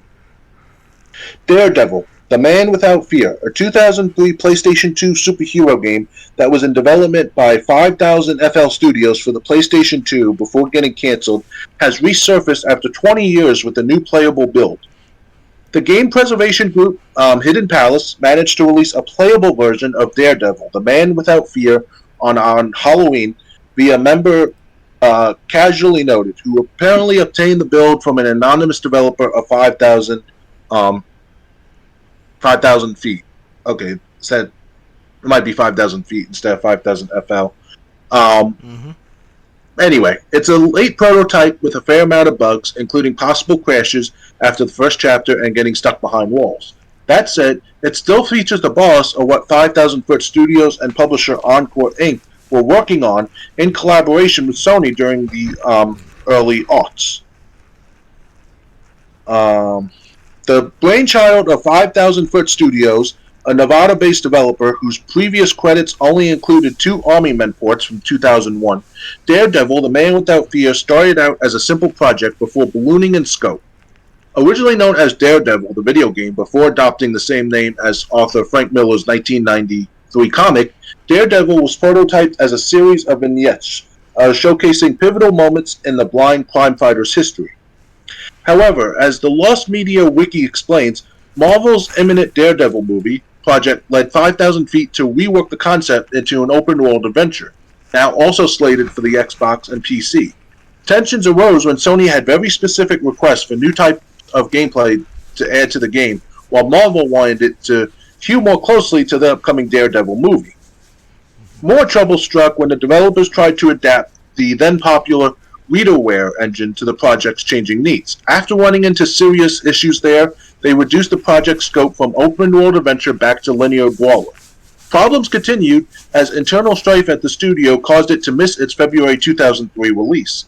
A new date was set for summer, but staff departures and continuing bickering between Sony and Marvel put the final nails in the Daredevil game's coffin. 5,000 Foot Studio itself closed in 2012. Now, though, thanks to an anonymous developer reportedly connected to 5,000 Foot Studios, a near-final build of the cancelled PlayStation 2 game has been released onto the internet via the game preservation group Hidden Palace. Although it wound up getting cancelled due to creative differences between Marvel and Sony, based on the video, it looks pretty tight. It recalls early aughts 3D superhero gems such as the Incredible Hulk and Spider-Man, with a bit of Tomb Raider mixed in too. The game apparently tells an original story based on the 1999 Elektra Lives Again comic and starring Daredevil's arch enemy, the Kingpin. It's a shame, then, that it was cancelled just before completion. As the Hidden Palace notes, only the Game Boy Advance ever ended up getting a Daredevil game. The much less ambitious Daredevil, The Man Without Fear for Game Boy Advance arrived just in time for the Mark Steven Johnson directed live-action film. As Hidden Palace reports, the newly released build of Daredevil, The Man Without Fear, is playable but with several bugs and game-breaking glitches since it's unfinished. It's nice that this finally snuck out 20 years later, though still a bummer the project never got to live up to its potential. With the success of Insomniac Games' Marvel Spider-Man series and the Wolverine game on the horizon, maybe Daredevil will get another shot at video game redemption. Would you be interested in a Daredevil video game? And if so, would you rather it be like a linear brawler, or an open world adventure? I would rather have it be like a mixture of both, like where it's like you can choose to either go for the main story for the linear brawler, and open world for like quests and side quests, stuff like that. Personally, myself, when it comes to Daredevil of the superhero itself, I've never been a big fan of following the comic books since like just 19 to the 2000s now. I will admit that. So Daredevil, when I think of comic books, I think of like Phantom and Wolverine and X-Men and what's it called? Fishman and stuff like that. The comics my dad gave to me. You mean Aquaman? These are like these alternative comic books that my dad collected. Oh. Like we're talking about old shit, like from 1970s that was like not so well mentioned to the public. Because obviously, if you knew like certain comic book stores in the city, if not the United States, you're the only one to know about this stuff in general speaking. So all these knockoff carbon copy comic books my dad collected, I kind of threw out many years ago. So I will admit that was horrible on my part. But they might be worth something right now if I kept on to them, even though they were partially damaged from the flood. Because I had a flood in my apartment here back in 2009, 2010, and most of my comic books were like fucked up, including my South Park DVDs like I left on the floor and all. So, but other than that, yeah, like Daredevil specifically was not my cup of tea. But I wanted to watch the movies back in the 10 years ago, 12 years ago, and whatever it was for the DC comic book stuff like that. Daredevil was not like my favorite superhero, but I'm willing to watch the series again on TV because I think CW11 Channel 11 channel had a series called Daredevil. If not, had a movie, especially back 10 years ago, where Superman Man of Steel came out back in 2014, 2013. So, yeah, I want to play the game, Daredevil. That could have been part of PS2. And I did hear about that. Certain comic book type of games were supposed to be in development, but got canceled. And Daredevil was one of them back like 10 years ago. So, yeah, it's a shame that this game was almost finished. I mean, if you want to play it, you have to. If you want to play it and you don't want to play a playable build with glitches, you have to play the Game Boy Advance port. right. Yeah, so it's.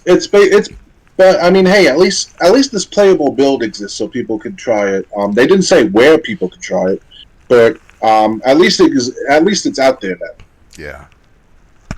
I always wonder why. I always wonder with like all the success of games like Captain America and Wolverine, why we never got more superheroes getting their own games, whether it be on a group like X-Men or whether it be a single superhero like Daredevil or Flash. Ready to move on?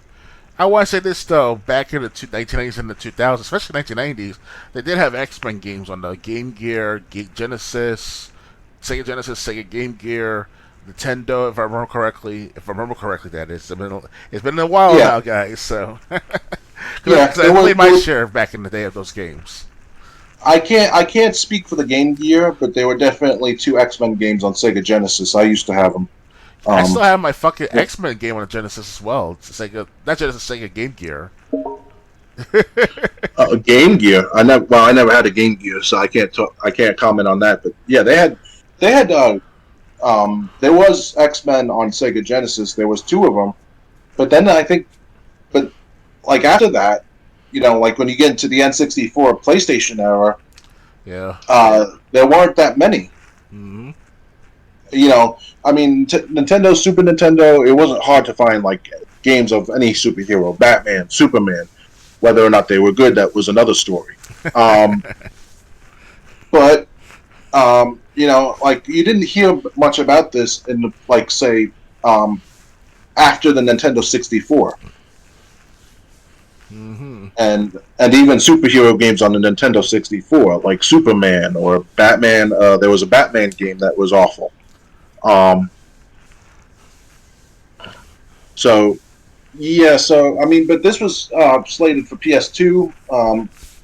Like in the first couple of years of the PS2's life cycle. It's a shame the bickering between Sony and the studio.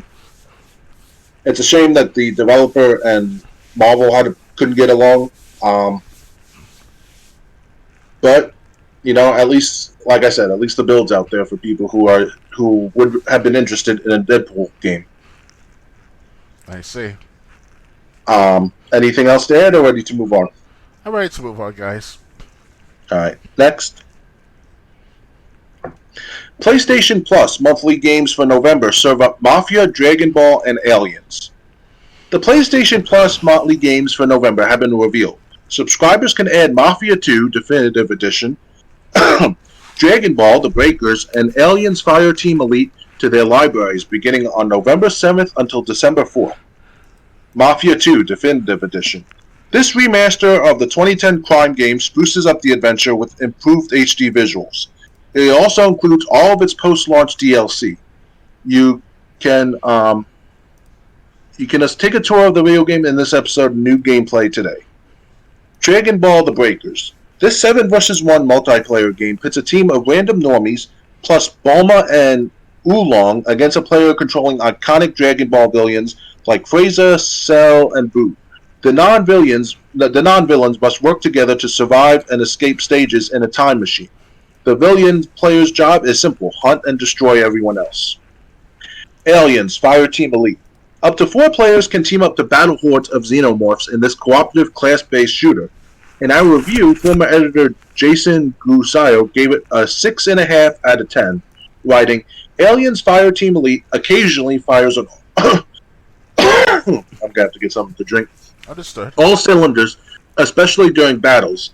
Xenomorph and synthetic limbs tear at you as you buffer them with higher energy bullets. The carnage produces pools of acid blood that deal extra damage if you don't watch your step.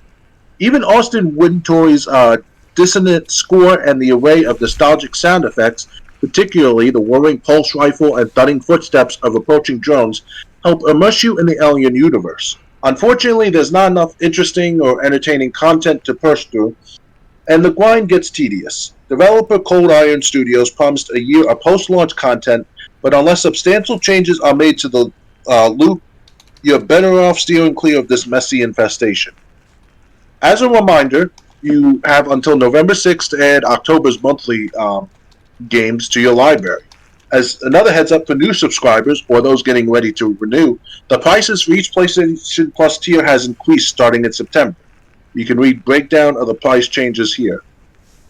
So, did you have a past with any of these games, either Mafia 2, Dragon Ball The Breakers, or Aliens Fireteam Elite? Not that I'm aware of, no. I always want to play the Mafia trilogy for many years now, especially during its remasters of the Mafia 2, and Mafia 3 definitely was a big turning point in the game too, because now it featured an all-black mafia going up against the current Italian mafia as well too. So there was a lot of stuff going on back decades ago with the mafia and all, and then the black mafia took over, but it was a conflict of sorts back at least 30 years ago, 40 years ago with the matter, and it's yeah, I've always want to relive those moments and see how bad the mafia was here in New York and all, especially here in New York City, because obviously we had the 5 families, the Gambinos, the Luccis, the Genovese, then there's the local gangs, Blood, Crips, and Latin Kings, stuff like that. So it was a big deal of gang mentality, gangster life, if you want to call it like that, back in the 90s and earlier. Then by the 2000s, they were stitching on each other, and then just not shut down or fade away the mafia life, but it's just that it's been underground severely. Like you only probably hear it in like certain special fights, like boxing fights, whatever, or perhaps in Las Vegas especially. That's where the moneymaker is for the mafias of today's world. Now everything's been like solidified or been shut down. Like the methamphetamines, like used to be a big factory currency or whatever you want to call it, then it's been localized and stuff like that.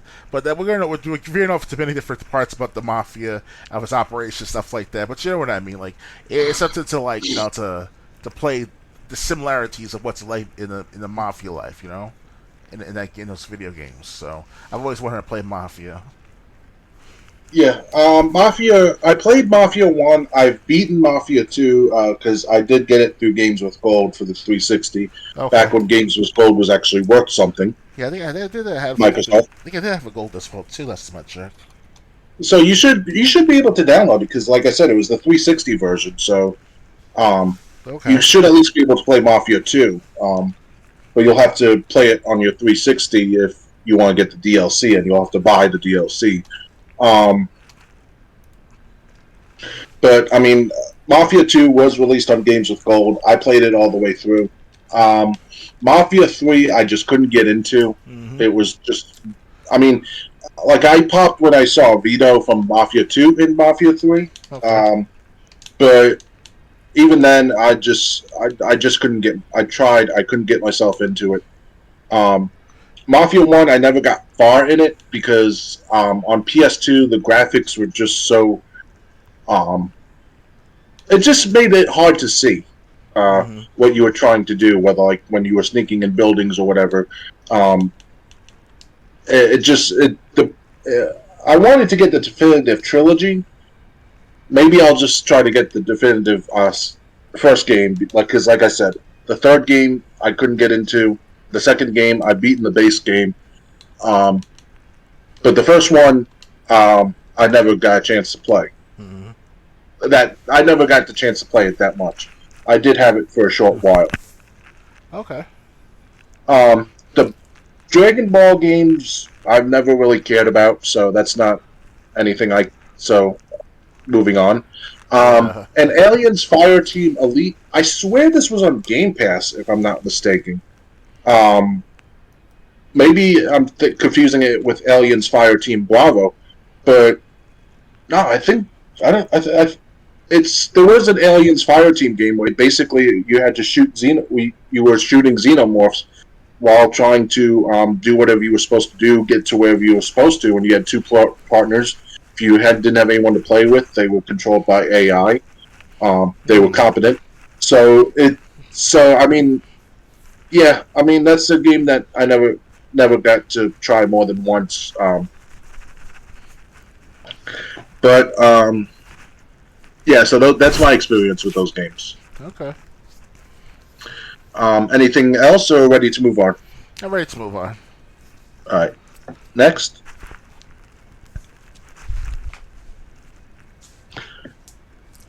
Okay, Liza P sequel confirmed. DLC teased with 2 new images.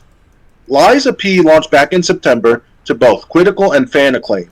We gave it one of our highest scores of the year, and you can read about why in Game Informer's Liza P review.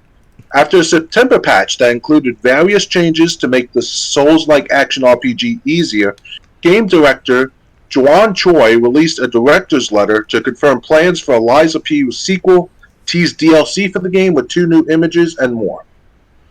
Choi began the video thanking players for helping the game sell 1 million copies in less than 2 months after release.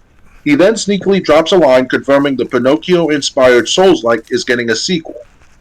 Our highest priority is developing the DLC and working on the sequel, Choi says in the director's letter. The dev team is putting in significant effort, brainstorming and exploring different aspects of the projects. That's all Choi shares about the sequel, but it's nice to hear the team is working on one, and if you've beaten Liza P and watched its post-credit scene, you can likely guess where it's headed. That is, unless that's planned for DLC. And speaking of DLC, Choi also shared 2 new images from Liza P and Development's DLC. The first image appears to be some kind of laboratory, perhaps a place where people in Krat experimented on humans to create the monsters seen in the latter half of Liza P. The second image is vastly different, showing Pinocchio on a ship on the water. It's very piratey, and some in-image clues suggest that perhaps this DLC will be taking us to Neverland to help or fight Captain Hook, Peter Pan, and others. But that's pure speculation. Check them out for yourself below and let us know what you think. Interesting. Yeah, so this is the first picture of the laboratory, the second one. Okay, moving on. Even after the launch, our commitment remains unwavering in providing players with a compelling and unforgettable story, Choi says. To do so, we are fully dedicating ourselves to the development of the DLC. I love seeing players speculating and discussing various aspects as they wait for the DLC. Every time we encounter remarkably inventive and creative hypothesis, my heart is pounding and I feel warm. The anticipation is truly exhilarating. Upcoming Liza P patch details. Elsewhere in the director's letter, Choi shared some details about an upcoming patch coming to Liza P that should make the game more approachable. Here's a look at the Liza P patch details and other future plans. The team will tweak the performance of the blade and handle combinations available in the game. The studio will make the shovel puppet at Bendy Works easier to defeat. Rising Dodge will be a default skill, and Polendia will set 2 more additional quartz in his first stage of the shop to help you upgrade the P-Organ quicker. An Alidoro mask and costume will be added to the game and free for all players. An extra cosmetic facial slot will be added so that players can wear hats and glasses. New wearables, including the Alchemist hat and additional glasses, will be added to the game. The team is preparing the release of the game's soundtrack, which will encompass almost every song and include more than 60 tracks. Mm. Troy says the team is still discussing patch release plans, but that it's aiming for this month. And that's everything we learned in the Liza P. director's letter. For more about this game, read Game Informer's Liza P.'s review, and then check out Game Informer Liza P. Souls like tips, tricks, secrets, and more to help Pinocchio survive crack in Liza P. After that, read about how a September Liza P. update included various changes to make the game easier. Have you played Liza P? Not yet. I will soon sometime this week. Well, technically speaking, to Sunday, basically. This week is as of this recorded, it'll be Sunday. But that's what we're over with. Hopefully by the middle of the week, I'll play Liza P. See how good it is. It's on the Game Pass still, right?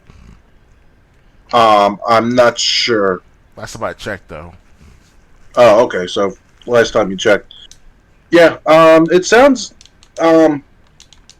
it's it sounds interesting. I haven't gotten a chance to play it, unfortunately, Right. but it does sound like this is a game that people basically are sleeping on because, like, when you hear about great sales of games, we haven't really heard anything about this. Oh yeah. You know, it's always when something is coming out that we hear about Liza P making headlines again. But yeah, so I haven't gotten a chance to play this game. If it's on Game Pass, I don't have a Game Pass subscription anymore. But yeah, so I mean, if you're interested in Souls-like games, they did make a patch to make the game easier. I guess they made the game too hard when it first came out, and now they got DLC planned. That's good. It has been over almost 2 months since the release of Liza P in September, so. Yeah, and it's not like it's a game that takes months to complete to complete the story. So Yeah, I heard it was all right. It was all right. Most of the campaign, meaning that it wasn't too long, definitely not too short. So, all right, yeah. So, and there's also a sequel that's sounds like it's in the early stages. So, yeah, ready to move on? yeah, I'm ready. All right, next. That can be closed. Alan Wake 2, new game plus with alternative narrative and nightmare difficulty announced. Alan Wake 2 finally hits PlayStation 5, Xbox Series, and PC on October 27th. After the wait was extended by a 10-day delay, the game's release is almost here. After getting a new launch trailer yesterday that showed more of the spooky world, developer Remedy Entertainment has another pre-launch update to share. New Game Plus will arrive sometime after the game's launch. This New Game Plus will allow players to retain all unlocked weapons and upgrades. Plus, it will feature a new Nightmare difficulty level and an alternative narrative that includes new manuscript pages and new video content. Remedy says it's the sometime after launch, but that the release timing of it is still to be decided. Alan Wake 2 hits PS5, Xbox Series, and PC on October 27th, which was like a week ago. For more about the game, read Game Informer's hands-on with the Saga Anderson section of Alan Wake 2, and then read what we thought about playing as Alan Wake. After that, watch this Saga Anderson focus Alan Wake 2 NGT, and then check out this Alan Wake focus NGT. Make sure your PC is ready for Alan Wake 2's beefy system requirements too. Do you still plan to play Alan Wake 2? Yeah, I will one day. Not right this second in my life, I will admit that. Because I still haven't get a chance to play Alan Wake 1 of its entirety. And I actually own a copy of it to download it. There's a copy of when I bought, what's that called? Quantum Break for like $9, $10 on Amazon. So it's well worth going to Alan Wake, right? Sometime this year, next year, and complete that by then, hopefully. In the meantime, I heard that Alan Wake 2 wasn't all that great. I will have to say that, surprisingly, which is like, wow. And one YouTuber, I forgot his name though, they got this. I didn't watch his video yet, but I will watch it one day with his part 2. But he says in the title of the video that Alan Wake 2 is boring and is unimmersive. I'm like, wow, that's like a fucking big claim to make for Alan Wake gaming series, So Yeah.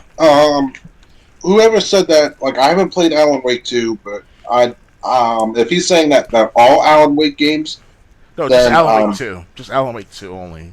It was okay. boring and not so immersive. Well, immersive, that's really, I think, subjective to the person, but yeah, so, I mean, I don't know. I can't defend Alan Wake 2 because I haven't played it. Um, but I, but if it's anything like the previous Alan Wake games, I think that guy's just wrong, basically. Yeah, I think the reason why he may have said Alan Wake 2 wasn't as great as the first one is because of the fact that it involves a secondary character, which is a police officer, a black female Right. police officer. Maybe that's one of the reasons why he was very undertoned about Alan Wake 2. Yeah, so, I mean, and they even said they're getting an alternative narrative in this new content in New Game Plus. So, maybe if people do feel like this about Alan Wake 2, which it only came out a week ago, Yeah.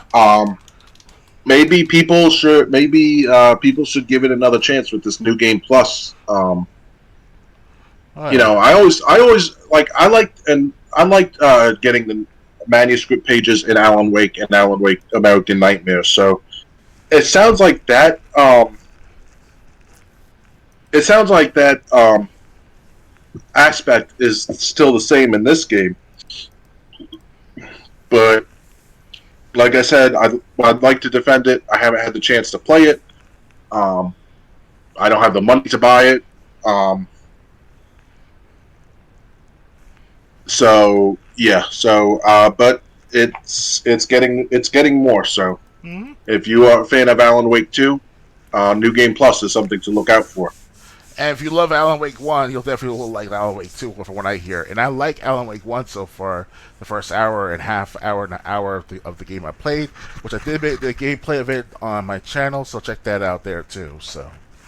Yeah, that gameplay is like 2-3 years ago. Don't worry, I will continue. I will continue one day to do more recordings of it. I'm so busy with the Z League making money and stuff because I made like $12 in 2 days from that tournament. So it's a hassle, but I'm trying to budget and balance out the gameplay and the game making and stuff. So it's Balance? yes. Yeah, that balance is like 99% Apex Legends, 1% everything else. Um, Yeah. It's something. It's at 0%, 100%. It's yeah, that's a balance too. I mean, maybe out of balance, but um, yeah. So I mean, like I said, I played the first Alan Wake. I beat it, or beat the main game. I didn't play the DLC. I did play Alan Wake American Nightmare. I did beat that. Um, so yeah, if it's like the old ones, I expect Alan Wake 2 to be great, but like I said, I can't guarantee that because I haven't played it yet. oh yeah, definitely. Although I would love to. Hmm. Ready to move on? Yeah, ready. All right. Next.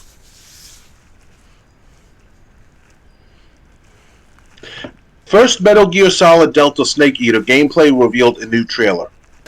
Today's Xbox partner preview brought us a new look at Metal Gear Solid Delta Snake Eater, the remake announced earlier this year. In the trailer, we get a first look at the game's use of Unreal Engine 5 alongside some quick snippets of tactical espionage action. While what's shown is definitely gameplay, it doesn't appear to be final as the trailer calls it the first in-engine look. Plus, the gameplay is watermarked with a pre-alpha footage tag. As you can see in the trailer above, we see Big Boss sneaking through jungles, over wooden bridges, through World War II-esque trenches, and more. There's nothing pointing toward the game's story in this trailer, but it does make one thing clear. This remake is going to be beautiful if today's showing is any indication. And the gameplay looks solid and intact, exactly what you'd imagine a 2023 remake of this 2004 classic would look like. Revealed back in May, coincidentally during a PlayStation showcase, Metal Gear Solid Delta Snake Eater is a from-the-ground-up remake of the third Metal Gear Solid game originally released in 2004. Like the original, this remake is a 1960s-era prequel to the Metal Gear series that tells the origin story of Big Boss. As such, it serves as a foundational narrative to the wider Metal Gear universe. For more Metal Gear, check out Game Informer's Metal Gear Solid Master Collection Volume 1, PlayStation 5 new gameplay today. Are you excited for Metal Gear Solid Delta Snake Eater? I will admit this not as much. I'm more excited towards seeing I would like to say this though. I would rather see a remake of the first Metal Gear Solid game of its for the PS5 style type of graphics like we were promised back in our podcast back in 2020. Remember that time I told you, or we told the audience that they're supposed to have like a remake of the first Metal Gear Solid game. So what happened to that? Oh yeah, I forgot all about that. Yeah, I was like, what? I'm gonna say Metal Gear Solid 3. Don't get me wrong, or a remake of all first three Metal Gear Solid games. But why not the first Metal Gear Solid game? You know, that's supposed to be the first one, supposed to be like the biggest one of all. You know, because that's the one that kind of jumpstart the Metal Gear franchise into call it Metal Gear Solid, and as well as making it more popularized for the today's world. You know, for the last 30 years, 25 years now, you know, if it was for the Metal Gear Solid 1, you know, Metal Gear would not be as well mentioned like it is now. You know, it's just no way. Yes, Metal Gear Solid 3 kind of takes the cake, of course, too, but it's just, you know, it's a lackluster, in my opinion, of having Metal Gear Solid 3 as the first remake of the Metal Gear Solid games, you know? Of course, yeah, we had Twin Snakes for the GameCube and all, but still, that's back then. That's like 2003, 2004? Something like that, yeah. Yeah, so and it's now 2023. We were expecting the Metal Gear Solid 1 remake, you know, as planned or as promised or as mentioned by Konami or whoever it was at the time. Kojima didn't have no say in it, so it was all Konami saying this stuff. So yeah, well, the Twin Snakes, like I said, that was different because it took the Metal Gear Solid 1 story and paired it with Metal Gear Solid 2 gameplay. Mm-hmm. That was the story behind the Twin Snakes. That's why it was called the Twin Snakes. Mm-hmm. But yeah, I do remember there supposedly being supposed to be a remake of the original Metal Gear Solid. I'm guessing it got canceled. I'll look it up, see if I can find anything about it quickly. Mm-hmm. Yeah, I do remember talking about it briefly, and then it just like disappeared from. It just disappeared. Like it. Let's see. Is Metal Gear Solid getting a remake? Metal Gear Solid 3 remake. Why are they remaking 3 and not 1? Konami chose 3 to remake because it's the birth of Big Boss. But how good is 3 as a starting point for newcomers to the Metal Gear series? IGN posted an interview they had with Konami about the Metal Gear Solid 3 remaster, and they stated with 3 because of the aforementioned reason, because it's the birth of Big Boss. So I'm guessing they either canceled or they're delaying Metal Gear Solid 1 remake until 3 is made, because it takes time. It takes because it's the first part. It's the first part of the Metal Gear Solid timeline. Mm-hmm. Obviously, I should have thought about that. Yeah, why hasn't Metal Gear Solid been remade? The short answer is Konami. Hideo Kojima wanted 4 to be the end of his story, but Konami wanted to make more money. So even though Metal Gear's creator wanted to move on to other projects, Konami basically said no, make another Metal Gear. Is Metal Gear Solid coming to PS5? Now they just talk about Master Collection. Is Metal Gear 1 being remastered? But moments later, Konami also lists, which is okay. So like, I can't find anything about the first Metal Gear Solid.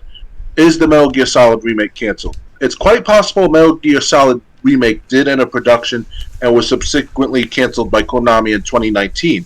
Former developer on the Metal Gear series, Okuya Nakamura, has put out several tweets regarding an unannounced and previously secret project at Konami.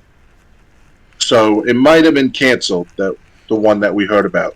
But you said 2019 it was canceled. So we had our first few podcasts in 2020. So what happened to the communication at the time? I don't understand that. I don't know.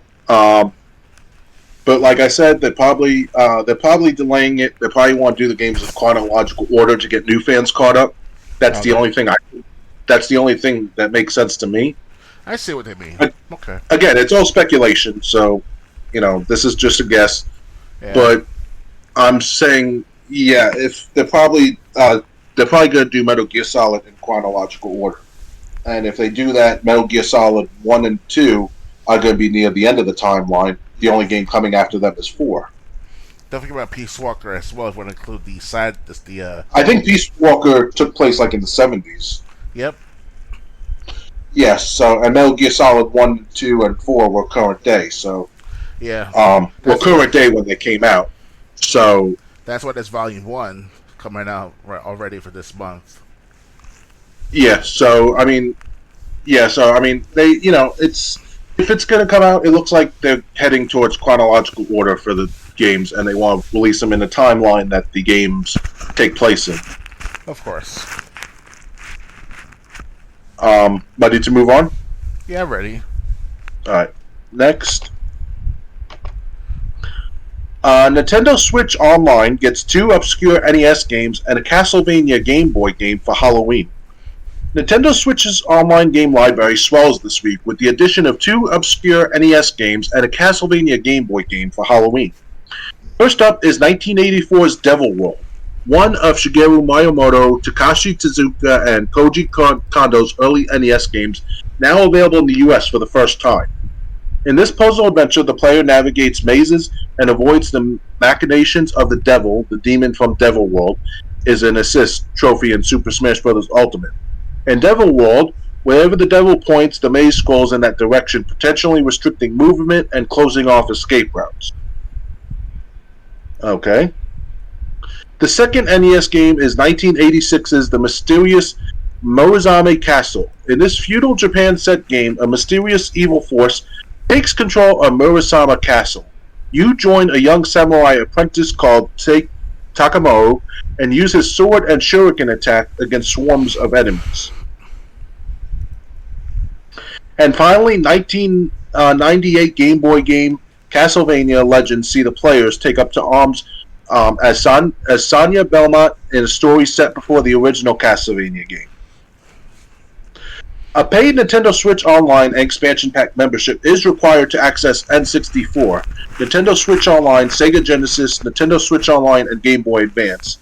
Nintendo Switch Online libraries of games, and to access the Mario Kart 8 Deluxe Booster Course Pass, Animal Crossing New Horizons, Happy Home Paradise, and Splatoon 2 Octo Expansion DLC at no additional cost. Would you be interested in any of these games? Let me get the names again. Devil World, the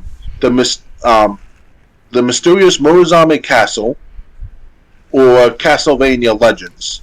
I've heard of Castlevania for many years now, and I actually currently bought the towards the 30th anniversary of Castlevania that was on sale for about $10, $15, $20, give or take.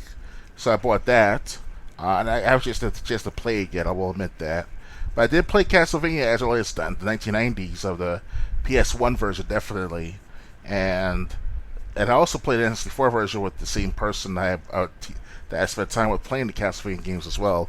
He owned all the Castlevania games of the 90s and 2000s, at least for the PS1, N64, etc., etc. So, yeah, why not? Yeah. As far as Devil World, never heard of that game before. Well, I'm just looking at price charting because I was interested in the Castlevania Legends game. According to price charting, the Castlevania Legends game loose goes for $185. God damn, that's the first Castlevania you're talking about, right? No, Castlevania Legends on Game Boy. Oh, wow. I'm not even sure if Devil World or Murazame Castle is going to... Well, they got Devil World for Famicom. Right. And they got the PAL NES version. but no American NES version. Mm-hmm. Uh, Murazame Castle. Let's see if that shows up. Just for the Famicom Disk System. So, yeah, yeah. If you this is where something like the Nintendo Switch Online system is really valued, because unless you want to spend $200 almost to play Castlevania Legends, especially after shipping and everything, it's cheaper just to have the membership and play Castlevania Legends that way. And like I said, the other two games weren't even available in America. Mm-hmm. One, Devil World, was released. There is a PAL format, and there's a Famicom port. But Murazame Castle, the second one, was just on the Famicom. Right. So yeah, so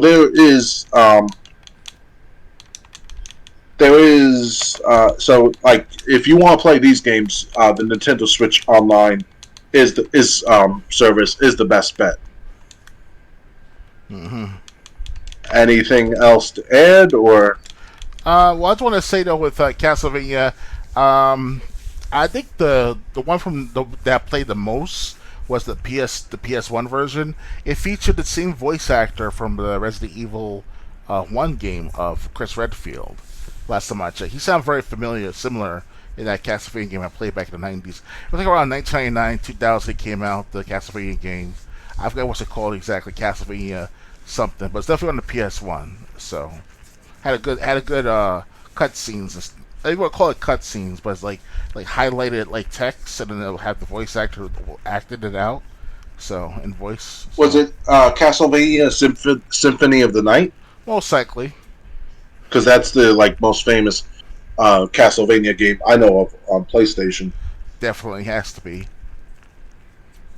Okay. Yeah, so, I mean, if you're interested in any of these games, I like that Devil's World maze game. Basically, wherever the devil points, that could end up shutting off certain routes out, and then you have to find another way out. So, that sounds interesting to play. And I'd love to try out Castlevania Legends, but no way I'm paying $200 for that. Yeah. I don't have a Switch.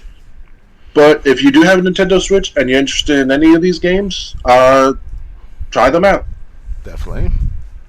Ready to move on? Yes, go on ahead. All right. Next. Destiny 2 developer Bungie lays off dozens of staff. The full scope of the layoffs is unclear.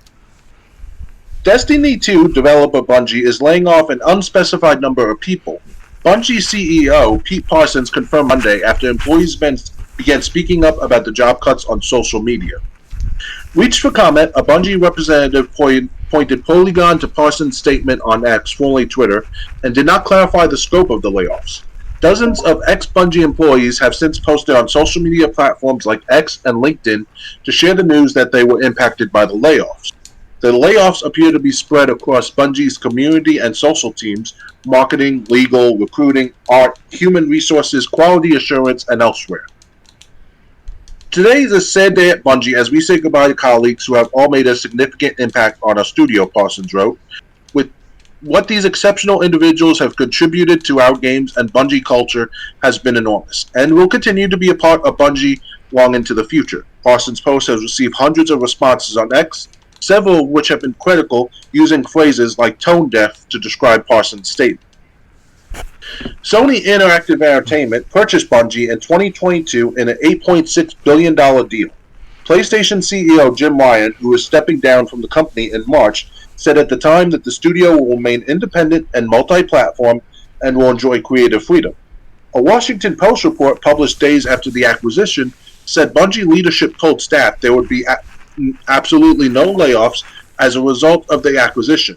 Sony also announced they intended to spend $1.2 billion on employee retention, deferred payments to employee shareholders conditional upon their continued employment, and other retention incentives, per Sony's February 2022 earnings report. Bungie's layoffs on Monday come during a disastrous time period for game industry workers. Thousands of people have been laid off this year. Fortnite maker Epic Games laid off more than 800 employees in September. Epic CEO Tim Sweeney said the company had been spending more than it's making. Gaming conglomerate Embracer, known for rapidly acquiring game studios, is cutting lots of jobs and canceling games too. Saints Row developer Volition was completely shuttered by Embracer, putting hundreds of people out of work. It's not only the massive companies engaging in layoffs, though. Companies of varying sizes have been part of the troubling trend, like Telltale Games, which cut jobs in October, and Immortals of AVM creator Ascendant Games, which laid off half of its staff in September. You were the one who shared this article with me, so I think you're the one who want. So I think you were the one who wanted to talk about it. Yeah, because it involves a couple of people that were key to the creation of the Halo, Destiny, and you name it. Like these people were the remaining workers of the Halo games, and well, specifically, there's one particular woman. I think it was a female worker. I've got her name already. I'm sorry, guys, if I don't remember her name, but she was laid off, and she was the creator of the Halo logo. Of all people, she got laid off from Bungie. I'm like, after 20 years with the company, I'm like, how you do that to that worker like that? Like, there's no job security, not even for the veterans. It's ridiculous, man. I don't understand that the employer's perspective just laid off people left and right every few months to a couple of years, you know? Yeah, unfortunately, I mean, and it's like the article stated, it's not like Bungie's the first one; it's just the latest one. Yeah, that doesn't make any sense. Ridiculous, I have to say. It says like there's no like fucking like job security.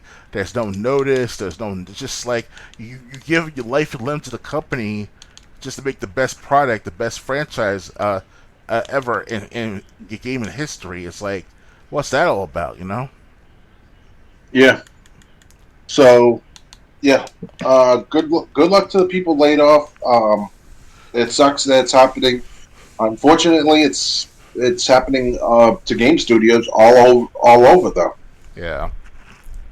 Yeah, even the person who created the logo of Halo of all people have no job security. Now that's fucked up. Like that's just like, man, because if I created something for that company and make some millions of dollars in the long term over the last 20 years, I would keep on to those employees that helped me get there, to the best of my ability. Though, if I had to lay them off for the time being and hire them in like later on in the future, hopefully they'll do that for this worker. You know. Yeah. I hope so, because like you don't want to lose all your good workers and it'll dilute the talent. Your talent be so diluted in Bungie or any of these gaming companies that you make some cheap knockoff games of the franchise that was once beloved by millions of fans. That's what's going on now with Halo Infinite, Call of Duty's games in the last couple of games with Modern Warfare 2 and 3 and all. It's like these gaming companies don't care, or at least that the leadership involved don't care about the preservation and keeping on the talent of their gaming the gaming franchise or gaming interactions and networking. It just doesn't make any sense. So yeah. Unfortunately, it seems to be reality for many studios. Maybe, I don't know. They didn't like the article said. It didn't say why these people were laid off. It didn't say Bungie had experienced a big loss here or anything. But that's the nature of employment at will. You let go or are fired or quit, and to give it time of the time working for that company or companies. Yeah. So until things get better economy wise, I'm guessing we will be able to see even more of this. And the economy was doing so well back 4 or 5 years ago prior to the pandemic. It's got to take outside forces to force Trump into having Trump to do a national emergency on the pandemic of the COVID vaccine or of the COVID disease, excuse me. And that didn't do so well in its numbers of killing off millions of people, just a few 100,000 people, if not a couple of million people at best. So it's kind of like you're just like what was the purpose of a booming having this good economy, and then it's it's like the workers like your company went to the roof in notoriety overnight through Halo, Destiny, other games out there, and you just fucked it up. Like you just fuck up your own talent. So that's all I gotta say, guys. I'm just baffled by it. All right. Yeah. Honestly, I felt I had the same experience. I was a freelance writer before the pandemic happened. Um, when the pandemic happened, it seemed 2020. When the pandemic happened, my writing job, I was getting few and far between. I was basically the only reason I made it through so well throughout is one guy had me on retainer. When that guy let me go on off retainer in 2021, things started to seem getting better. Then some idiots voted in Joe Biden, who trashed the economy, and then my writing job was even worse than the pandemic, with few and far assignments being few and far between. Yeah. Yeah. So if there's anyone who wants to know why I'm such anti-democrat, it's because their policies actually affected me personally. Yeah, I don't really want to be anti-democrat. I'm with you on that part too for quite some time now. Yeah. So, but and again, it's just the economy. No one. I mean, the only one who thinks about it is the guy who was eating pudding in the White House. People call him. No, let me put it this way: the only one who thinks the economy well is gumming his pudding in the White House. And that's poopy. We've been talking about politics wise. We've been pretty good. We haven't mentioned it in a long time, so yes, it's been such a long time. I think we're allowed a couple jokes about the presidential plan. Yeah, some of our audiences are adults, so they understand the feelings. So they have every right understanding. Yeah, not yeah. So, I will say if there's any people who voted Democrat, thanks, idiots. But yeah, so I mean, like I said, the economy it's really bad. It's not helping. It's not really working for many people. I mean, I see prices of stuff raising that. There was actually just to bring up something. There's a restaurant near me called Huddle House. When I first moved down here in 2017, 28. Well, end of 2017. They had a special 2 could dine. It was 2 cheeseburgers and 2 orders of fries for like $7.40, so like $7.50 or something. Oh, that's now that 2 can dine for special is $9.79. God damn! Wow, $10. Yeah, it raised over $2 in the last 6 years. You better go to Applebee's for that burger special. It's like less than $10, and just pay the waiter like a $3 tip. And that's it. You guys have a $13 offer or being a meal service. Yeah, the only place I can get like a meal of a cheeseburger less than $10 is McDonald's. Really? Hardee's, if you want 2 cheeseburgers, because their burgers are the size of sliders, at least the one near me, that's over $10. Dairy Queen, it's like $11, $12, and that's not getting the drink. That's just getting a burger and fries. So it's. I mean, but when you see prices like that, I mean, milk is. I went to a Dollar General, which is like one of the grocery stores in town. It's like milk is like. It was $4 a gallon. They now have it like at $3.90 a gallon. Oh wow! So and that's while that might not seem big by New York standards, keep in mind stuff down here is supposed to be much cheaper. Where in my part of my city, the cheapest gas last year was about $4 a gallon, $4.50 a gallon. So it's all right to live where I live if you're like a low income person or a working class person because you don't use the cars as much. You have to use public transportation most of the time. But even that went up in price. It used to be $1.50 to take a bus one way to any place you like in the city of Long Island. Now it's $2.90 in the year 2023 as of last month. How much is Nassau Intercounty Express bus? $2.90. Because Same thing. that's did they go? Weren't they $3 at one point? No, there were $2.90 now. $2.75 earlier this year. Because I remember it was $2.25, and that you could ride 3 different buses on $2.25 before I moved out of New York. Yeah, now it's just one transfer only you can get, and that's like $2.90 in nice buses. Wow, so a nice bus you can only transfer once instead of twice. Last time I checked, yeah. Yeah. Well, like you said, everything's connected to the economy, so. Yeah, like 5 years ago, 6 years ago, not even, you get like 2 free transfers taking the Long Island buses. Like if you literally took the Long Island bus like N4, N6, then take the N15, and so on and so forth, you get 2 free transfers. Now it's 1 free transfer. So.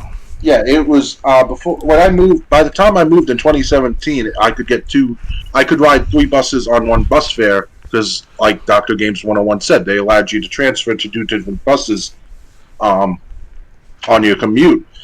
Wow, I didn't know they shrunk it down, only allowing 1 transfer now. Yeah, it sucks. Some of the places I worked, if I still lived there, I'd be paying let's see, $5.80 one way, $5.80. Mm-hmm. Because there were places I worked where I had to take 3 different buses because I lived a far distance away from where I worked. Yep. Yeah, so again, it's the economy. Ready to move on? Yeah, I'm ready. Alright. Next. Report. Microsoft staff losing free Xbox Game Pass complained to Phil Spencer. Update. He reversed it. The subscription service that provides access to Starfield and Halo will no longer be provided free of charge. I'm going to read the original article, then I'll read the update. Mm-hmm. Working at Microsoft grants you some perks. One of those perks, free Xbox Game Pass Ultimate subscriptions, is going away next year, and staff at the large tech company are reportedly not happy about it. Employees were so upset that Xbox boss Phil Spencer had to step in and address the situation. Okay. I hate when Kotaku adds 3, 4, 5 pictures between paragraphs. Xbox Game Pass Ultimate is a damn good deal, offering players a large library of new and old video games that can be played across PC, Xbox, and cloud streaming. The service has millions of subscribers thanks to big games like Starfield landing on Game Pass on day 1, and with Activision games likely heading to the Netflix-like service in the future, following Microsoft's acquisition of the Call of Duty publisher, Game Pass is going to become an even better deal. Of course, if you don't have to pay at all for Game Pass, it's a really, really good deal. But it seems that the nice Microsoft staff perk is going away soon. A November 2nd report from The Verge claims that Microsoft is removing the free Xbox Game Pass Ultimate benefit for most of its 200,000 plus permanent employees. The perk will go away in January of 2024. Reportedly, Microsoft staff will be able to buy discounted 12-month Game Pass plans from the company's employee store. But that isn't good enough for the tech company's frustrated employees who learned about the change earlier this week. Sources tell The Verge that most Xbox Division employees will continue to get free Game Pass. This benefit is only being removed for non-Xbox employees at Microsoft. Reportedly, some Microsoft employees began complaining on the company's internal message forum. The post eventually prompted Xbox's head honcho, Phil Spencer, to respond, telling upset employees that he wasn't aware of the change and would further look into the benefit going away. The benefit being removed in 2024 probably stings even more, considering that in July the price of Game Pass Ultimate jumped from $15 a month to $17 a month. Hopefully affected employees will continue to get some other cool benefits like, I don't know, free Office 365 subs or fun clippy t-shirts, new old stock Zooms. Now we'll read the update. Update. The Verge reports the Xbox chief Phil Spencer has reversed the decision to end free Game Pass Ultimate Access for non-Xbox Microsoft employees. In an internal memo, Spencer wrote, "After looking into this more with the team, I just want to confirm that no change will be made to Game Pass availability in 2024. If you have access to the Game Pass offer today, you will continue to have access. I appreciate the time to get up to speed and sorry for the questions and confusion created, and thanks for supporting Xbox." Dr. Games 101, maybe we should work for Microsoft. Right? Yeah. So what do you think about this? Was it just bad information that was released, or do you think Phil Spencer said, "Oh, too many people are complaining. Better reverse course"? Well, I mean, when it comes to Microsoft workers, like by default, they should have like access to like Game Pass and Gold and stuff like that, because in order to use their products, in order to understand more about them, so they wouldn't have to worry about not knowing about what's going on half the time. So it's Phil Spencer should have known better not to cut off on that if he did on his part. It's if he did to cut off that service. So. Because if you work for any company, like let's say you work for McDonald's, whatever, you get like a 10% discount or get a free burger, whatever, every so often, because they want you to try out their products. You want to be better, more equipped, and more confident with their products.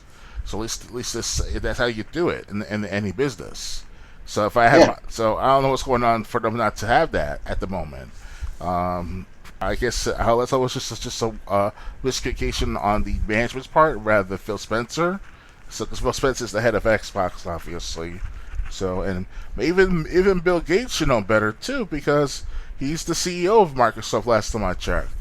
So. Yeah. So, I don't know if they were trying this and they decided the backlash was too great from people voicing their displeasure with losing Game Pass subscriptions. But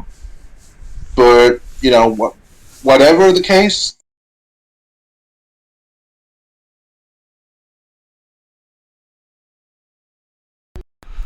They did say this was to non-Xbox employees, so they're probably figuring, well, why are we offering free Game Pass to people who don't work in the Xbox department?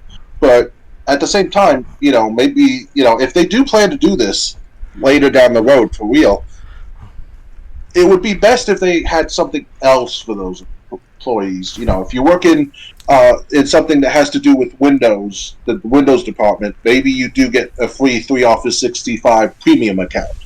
Maybe offer them something based on the department they work in. If you're going to end up taking this away in the future, definitely, I think that would help. But I can understand the employees could dissatisfaction by all of a sudden losing their free Game Pass account and not even getting anything in return for it. Yeah. And Microsoft, and when you look at not just Xbox but Microsoft as a whole, Microsoft Office has like a whole bunch of products like Word and Excel and PowerPoint and stuff. I don't know what Zune's was, but yeah, I agree. If the perk is going to go away for non-Xbox employees in the future, have something to replace it with. Mm-hmm.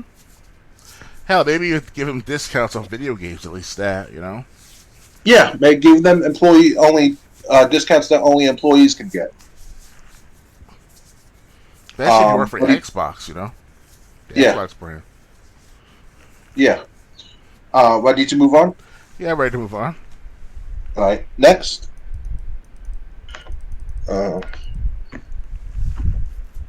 New leaked images of slim PS5's detachable disk drive reveals it requires internet to pair.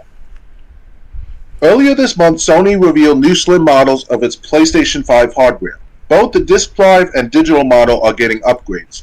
But alongside this news, the company also revealed a new detachable disk drive.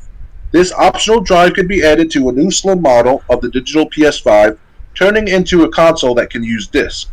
It seems this drive will require an internet connection to use, however. Some images of a potentially upcoming Call of Duty Modern Warfare 3 Slim PS5 bundle have leaked online. Thanks, Charlie. And in the small text on the box, it says internet connection required to pair disk drive and PS5 console upon startup. Understandably, many players and video game preservationists aren't enthused about the online requirement, as there could come a day when the servers, the console, and disk drive attached to are offline, making the optional accessory useless. Given the text on the box, it sounds like the internet connection is a one-time thing, only needed to pair the disk drive with the console, but it's unclear if it's required after that. Game Informer has reached out to PlayStation to ask about the internet connection requirement, and if a connection is required beyond initial setup, we will update the story if we learn more. The same leaked images that you can see above also point to an unannounced Call of Duty Modern Warfare 3 Slim PS5 bundle that comes with the console, a DualSense controller, and the game. For more catch-up on all the biggest Call of Duty Modern Warfare 3 news from a recent Call of Duty Next live stream, and then read about how Call of Duty Modern Warfare 3 won't come to Xbox Game Pass this year, even after Microsoft acquired Activision Blizzard earlier this month.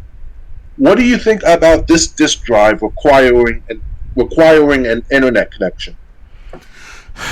Well, I mean, you already know my situation with the matter, where it's like, it's having the connection to the internet as a. Wait, what's the topic again? I'm sorry. We were talking about the.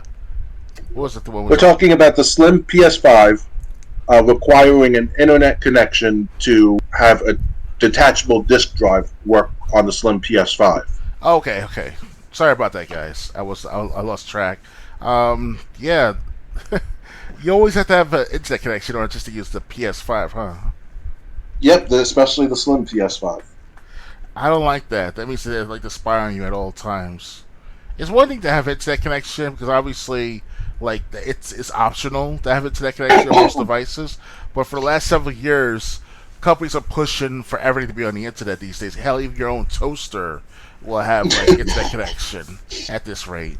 So all these modern day devices within the next 10 to 15 years, they want to have at least 2 billion to at least a billion other new devices connected to the internet, and that's the appliances, the accessories, the products, the electronic products you buy. It's ridiculous, man. They want to keep track of everything you do on the internet, and it's like, no, I'd rather just buy the product. It's optional to have internet. If you can't afford the internet, then the product is yours to keep for the rest of for however you want. So however you wish. It's like the CD players. You don't have to connect to the internet to use the product. Just want to just get batteries, and that's about it. Or plug it in if it's like a home stereo. Yeah, that too. Well, I'm just going to say about appliances, toaster. Leave my toast alone. Yes.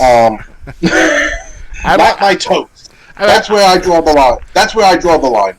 I don't mind playing Dead Space on the toaster, but don't get me wrong, but come on now.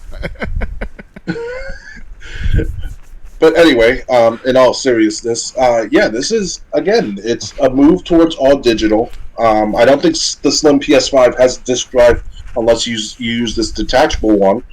And Sony didn't comment if it requires an internet connection once the detachable disk drive becomes attached, or if, whether it's a one-time thing or whether it's needed every time.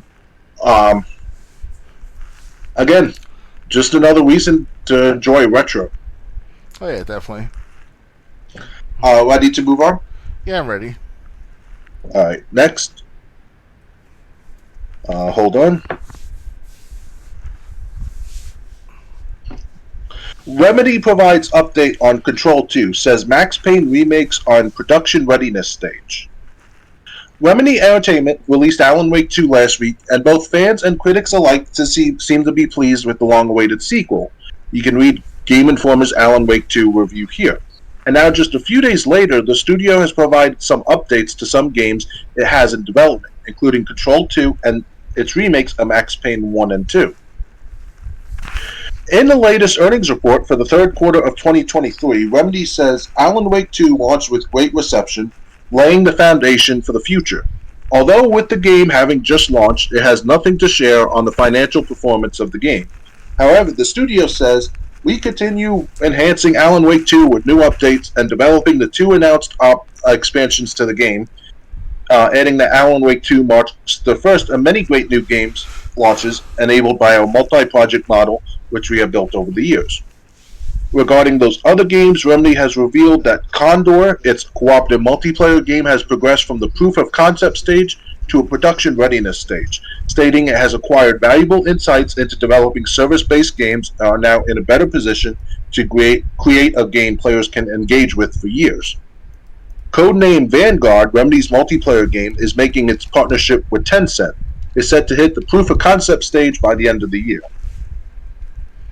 In April of last year, the studio revealed it was remaking Max Payne and Max Payne 2, the fall of Max Payne, after striking a deal with Rockstar Games, which holds the rights to the series. Now, a year and a half later, Remedy says Max Payne 1 and 2 Remake, which is a single game, has progressed into the production readiness stage. We have gained clarity on the style and scope of the game, and we have an exceptionally well-organized team working on it, the earnings report says. With these accomplishments, we are excited about the project and its future success. And finally, Remedy's earnings report state that Control 2 continues to be in the proof of concept stage. The plans for the sequel are ambitious, and we have seen good progress both in the designs and in the game build, it reads. We have acquired valuable insights into developing service-based games and are now in better position to create a game players can engage with for years. Remedy says that with Alan Wake 2 launched, all four of these upcoming games will benefit from the additional talent transferring from Alan Wake 2, as it will enable the teams to take the necessary steps towards the next stages of development. Which of these upcoming Remedy Entertainment games are you most excited about? I definitely have to say Control 2. It sounds interesting. I played the first hour of that game last 3 months ago. It was alright. The gameplay, it kind of shows the corruption behind these enforcement agencies like the FBI, the CIA, the NSA, because we already know the deal with those agencies for how many decades so far of them being that corrupt and all. And then the main character in Control 1, she's saying like, oh, the Control Intelligence Agency is so corrupted. It has all lies and shit like that. She was saying in this deep, not deep voice, but in a forspoken voice as such. So, James, you there? Yeah, I'm listening. Okay. I thought I had heard something with my headset.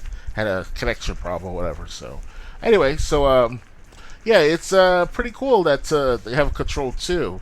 So if I play more of Control, I see more and more of what's the story's like and the intricacies. But what I don't like about after 35 minutes, where you have to go up against these several people in this purple color room, this bright color purple room. I couldn't see crap in that room at all because it was that bright. I can't explain it, but there's something weird about that. So. All right. Well, I mean, I was staying silent because I really don't care about Control. I played the first one. I really don't care about Control 2. I'm more interested in the Max Payne remakes. That too. Because I just wonder, if it's going to be easier to shoot, rather than lining up a cursor and hoping for the best and using bullet time. I wonder what the remake is going to make different from the original Max Payne and the Max Payne 2. Are they going to bring back the Max Payne voice actor again? Huh? For Max Payne remakes, are they going to bring back the Max Payne voice actor from 20 years ago? Well, I hope they do. But what I'm saying is, I wonder how they're going to improve the gameplay. Okay.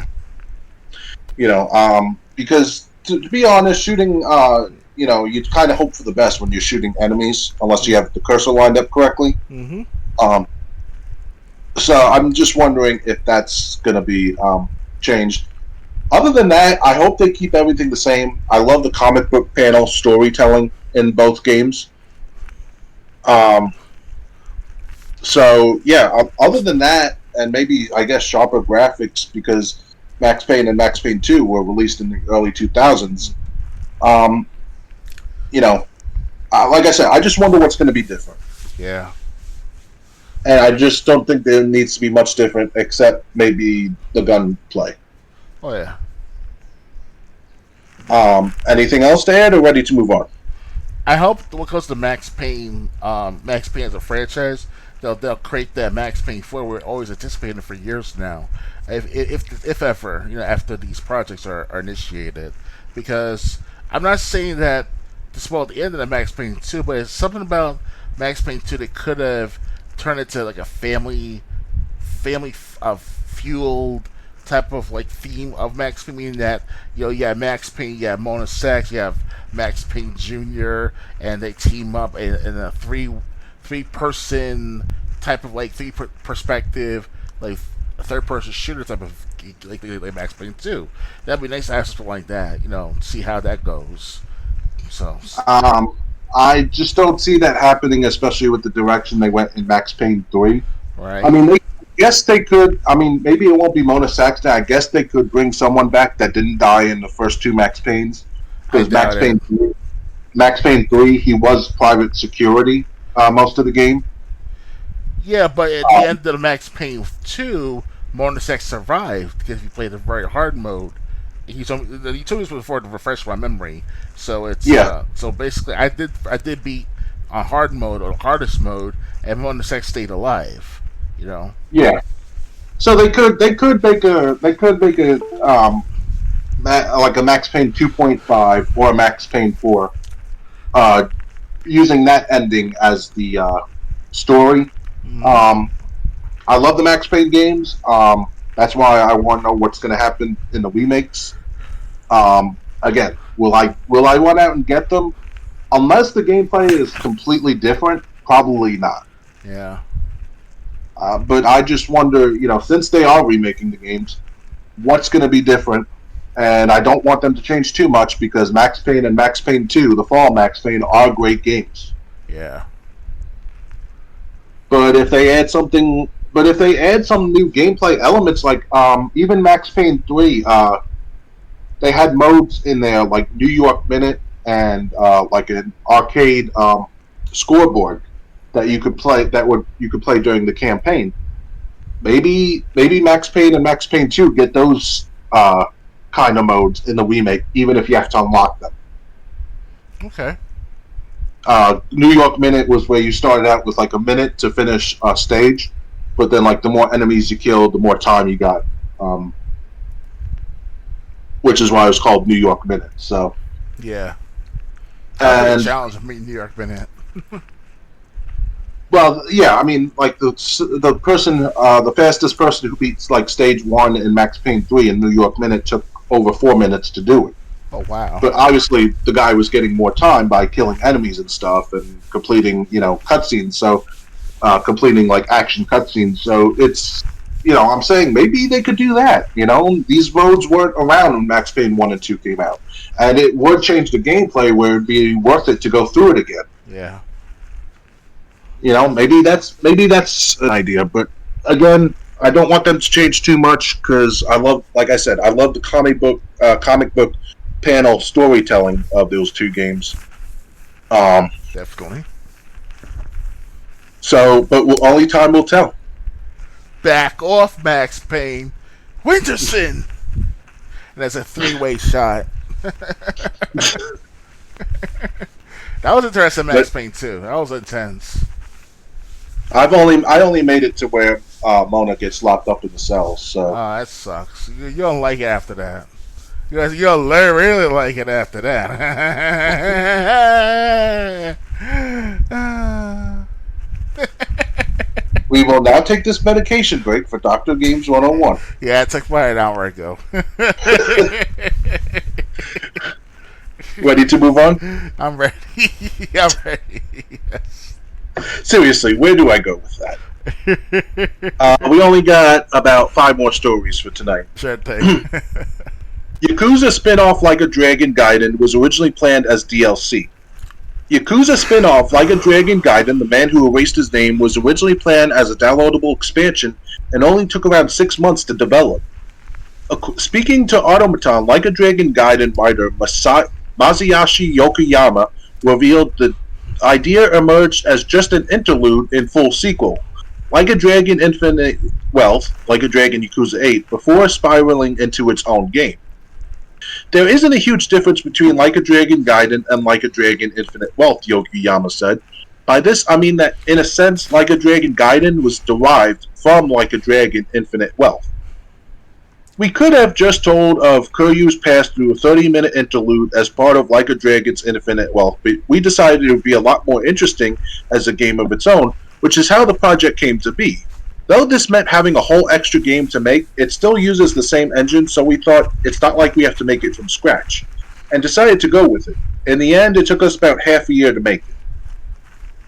Like a Dragon Gaiden will reveal what former series protagonist Kiryu Kazuma has been up to since the series switched away from him in Yakuza Like a Dragon, Yakuza 7. Kiryu returns as a dual protagonist in Like a Dragon Infinite Wealth, Yakuza 8, so Gaiden will serve as a side story taking place during, but away from the events of Yakuza Like a Dragon. If that's not confusing enough, you can read about why developer RGG Studio renamed the series from Yakuza to Like a Dragon, alongside its even more complicated naming conventions for Infinite Wealth. Yokoyama continued, I'm the one who first went, let's make it, I said. If you're going to make an episode about Kiryu's past, it's going to be much quicker to make a game about it. From there on, we first considered making it as DLC, but then decided it was engaging enough for a physical edition. But for a physical edition, we needed more content, so we decided to add some. This is how things escalated. Like a Dragon Gaiden won't actually receive a physical edition in the West, just in Japan. But Yokoyama is essentially referring to its release as a full game year, though it will launch on November 9th at $49.99 instead of the standard $69.99. Trying to do together even further, Like a Dragon Gaiden will also come with a special trial version of the next full release, Like a Dragon Infinite Wealth, ahead of its launch on January 26th. The spin-off won't launch with an English-dubbed version, however, meaning players will have to play with Japanese audio and English subtitles. So, what do you think of Yakuza's spin-off, Like a Dragon, which does not have anything to do with hold on, if this would actually go up, scroll up, so I can, Like a Dragon Gaiden, which is not connected to Yakuza Like a Dragon, originally being DLC, but now it's its own game. Is it a sequel or is this a standalone? It's a spin-off of a different protagonist in the former Yakuza games. Oh wow, it's getting complex now because back a month ago we talked about Yakuza Like a Dragon, not Like a Dragon the actual game, but the spin-off Ichi something or Ichi Shin. Yeah. That one. Yeah. Let me try to iron this out a little bit. Like a Dragon is the game that I played that I got about 50% through. Like a Dragon Gaiden is about a different protagonist. Like a Dragon Gaiden, the man who erased his name, is either a sequel or a reimagining of the game that I had played. That took, I think, the man who erased his name is a sequel, but I could be wrong about that. But the man who erased his name is supposedly a sequel of the game that I have gotten halfway through. Yeah, after Like a Dragon, that's when it started to become more complex. Like, you gotta wrap up these Yakuza games very quickly because if you start breaking off in different branches, then it's like after, especially Yakuza, like if you start with the first 6 Yakuza games, Yakuza 1, 2, 3, 4, 5, and 6, that's easy to remember. And that's easy, obviously, to follow through and all. Especially if you add different subtitles to it, like Yakuza 6, the final redemption or some shit like that. I can understand that, but now with this Ishi Chin and Like a Dragon, this and now you're just like fucking with this franchise to the point where it's like it's hard to keep track of. Because us older games can keep track of this stuff, but younger gamers be like, nah, I don't care much about the first 6 Yakuza, first 5 or 6 Yakuza games. I want to stay with this Ishi Chin type of guy. It's kind of like you're dividing the audience, you divide up the follow through, the fans of the franchise. So yeah, I don't know why. I don't know if the character that you controlled in Like a Dragon, I don't know why they called this Like a Dragon Gaiden if it's a different character. Yeah. And I really liked Yakuza Like a Dragon, what I played. Yeah, it But looked good. it seems like it seems like they got so many ideas and they wanted to tie it all together, even though this game and the previous game that I had played have different protagonists. Yep. That's what they do with Why is Star it the same? Wars. Why is it sharing the same subname if Like a Dragon, um, if it's a different protagonist? That's what Disney's doing with Star Wars for the last 7 years now. Because now it's like they're trying to make it easier and more affordable, more able to understand the story. If it's in opposition to what's going on with the Yakuza game, but it's the same format where it's like, oh, we're gonna branch off different type of sequels and projects and short films, stuff like that, and then you get different fans for different things with Star Wars. Because 30 years ago, 20 years ago, it was linear. It was very like together. Like you knew what's up with the story in a sense after episode 1, 2, and 3. But by the time the end of episode 9, it's like, okay, now you got Ashoka, you got fucking Obi-Wan Kenobi coming into play. People are not gonna. We older Star Wars fans are gonna be like, okay, not bad to branch off, but younger people will not go back to time to look at the older shit. So that's what's going on with Yakuza. It's kind of like, what the fuck, man? Yeah, yeah. So I think just basically they made it more complicated than it had to be, and even the person who wrote this article admitted it was confusing to keep track of. Yep. And now you gotta get a divided audience or a divided group of fans, and it's like the fans gonna fight in on each other. It's gonna be like, oh, you're a racist and you're a misogynist, and it's gonna be a whole different generation of fans that don't give a damn about the older Yakuza games. It's gonna be stupid as fuck. Right.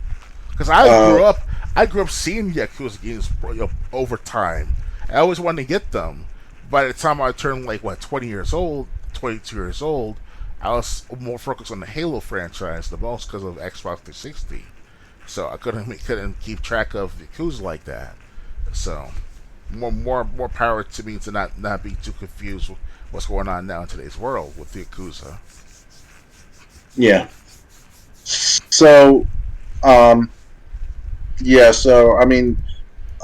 this new game, it was originally going to be DLC, but they realized that they could make it a new game. They add enough content to it, and it's also going to be $20 cheaper. It's coming out at $50 instead of $70. So that's good. Yeah, I guess that's a little perk for the confusion. Ready to move on? Yeah, I'm ready. All right, next. November's Xbox Game Pass offerings are looking stacked. The turkey-eating month is upon us, and so too are Like a Dragon Gaiden and Thirsty Suitors. With October coming to a close, Microsoft has announced the next crop of games heading to Xbox Game Pass for November 2023, and the list is stacked. There are a handful of games right now on Xbox Game Pass as part of next month's offerings, including the 3D party game collection Headbangers Rhythm Royale from Blasphemous 2 publisher Team 17, puzzle action platformer Jusant from Life is Strange developer Don't Nod Entertainment, and the open-world turn-based RPG War Tales from Dune Spice Wars developer Shiro Games. This is just the beginning, though, as there are 8 other games you can pick up for PC or Xbox Series during the first half of the month.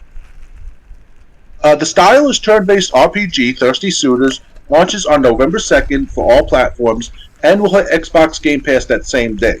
2 versions of Football Manager 2024, one for console and the other for PC, take their place on the Microsoft podium on November 6th.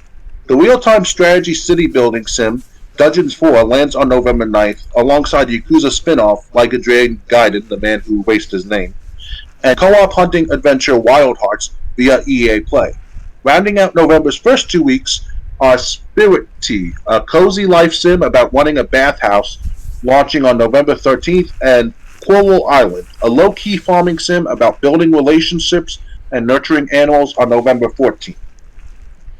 There are a couple of game updates tucked in there as well. Age of Empires 2 Definitive Edition will get some new DLC, and EA Sports WRC will be playable via an EA Play Early Access trial.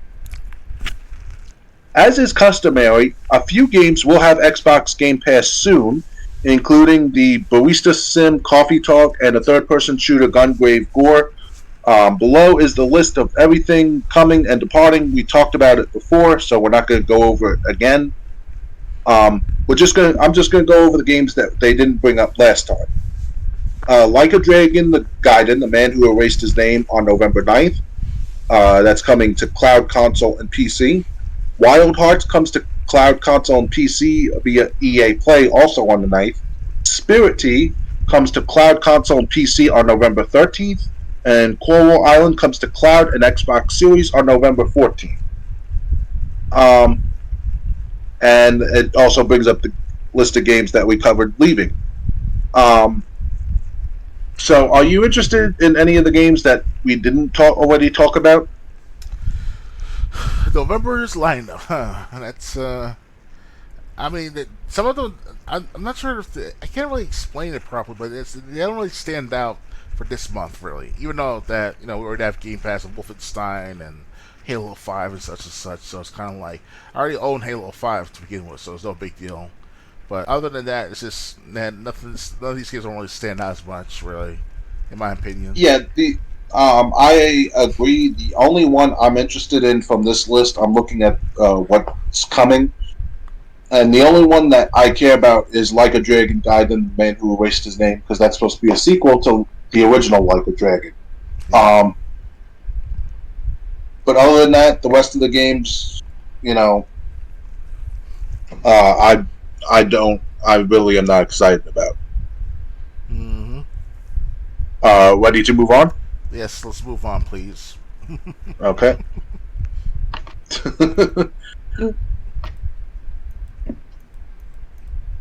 Wolverine game set in the same universe as Marvel's Spider-Man, Insomniac confirms. Since Insomniac revealed its Wolverine game 2 years ago, fans have wondered if it's set in the same universe as the studio's Spider-Man game. In an interview with Kinda Funny, Spider-Man 2 director Brian Intihar confirmed the answer is yes. When host Greg Miller asked if it had been previously confirmed or denied whether or not their spin on Wolverine shared the same Earth as its Spider-Man, Intihar replied by saying, "They're all 1048. I think I got that right, but yeah." Intihar is referring to Earth 1048, which is the designation for the Marvel Universe Insomniac superhero games occupy. You can watch this clip beginning at the 1 hour, 10 minute, 44 second mark, thanks IGN. Whether or not this means we'll see any Spider-Man references in Wolverine, which does not have a release window, remains to be seen, but that's exciting news regardless. Marvel Spider-Man's New York City is chock full of references to other heroes, such as Avengers Tower, the Sanctum Sanctorum, and the Wakandan Embassy, so it made more sense to imagine Logan doing his thing somewhere out there. Beyond this update, we know little about Wolverine other than that it will be a mature-rated title exclusive to the PS5. As we wait to learn more details, you can read this opinion piece on why I like to see the two game series share the same universe. So, even though we don't have PS5, would you like to see Wolverine and Spider-Man coexisting in the same universe, even if it's not the same game? Yeah, if I recall correctly, Spider-Man and Wolverine and X-Men are pretty much in the same universe with goes to Marvel and stuff like that. So it's kind of like more power to games to do this stuff eventually. Personally, myself, I do like to see somehow, some way, Spider-Man and Wolverine come together in theaters first, and then put them in the video game after that. Because they do the same with Deadpool 3, with the upcoming Deadpool 3, where Deadpool and Wolverine comes together again. The same Wolverine that's been around for 20 years now, which is Hugh Jackman's Wolverine. So yeah. So why not? Well, when I said I was like, what I meant when even not coexisting in the same game but taking place in the same universe, I meant like there being references that Spider-Man is nearby in the Wolverine game, even if he doesn't make an actual appearance. But there's like stuff referencing him, or like a location that Spider-Man would normally visit, existing somewhere in the Wolverine game. That's what I was asking. Mm-hmm.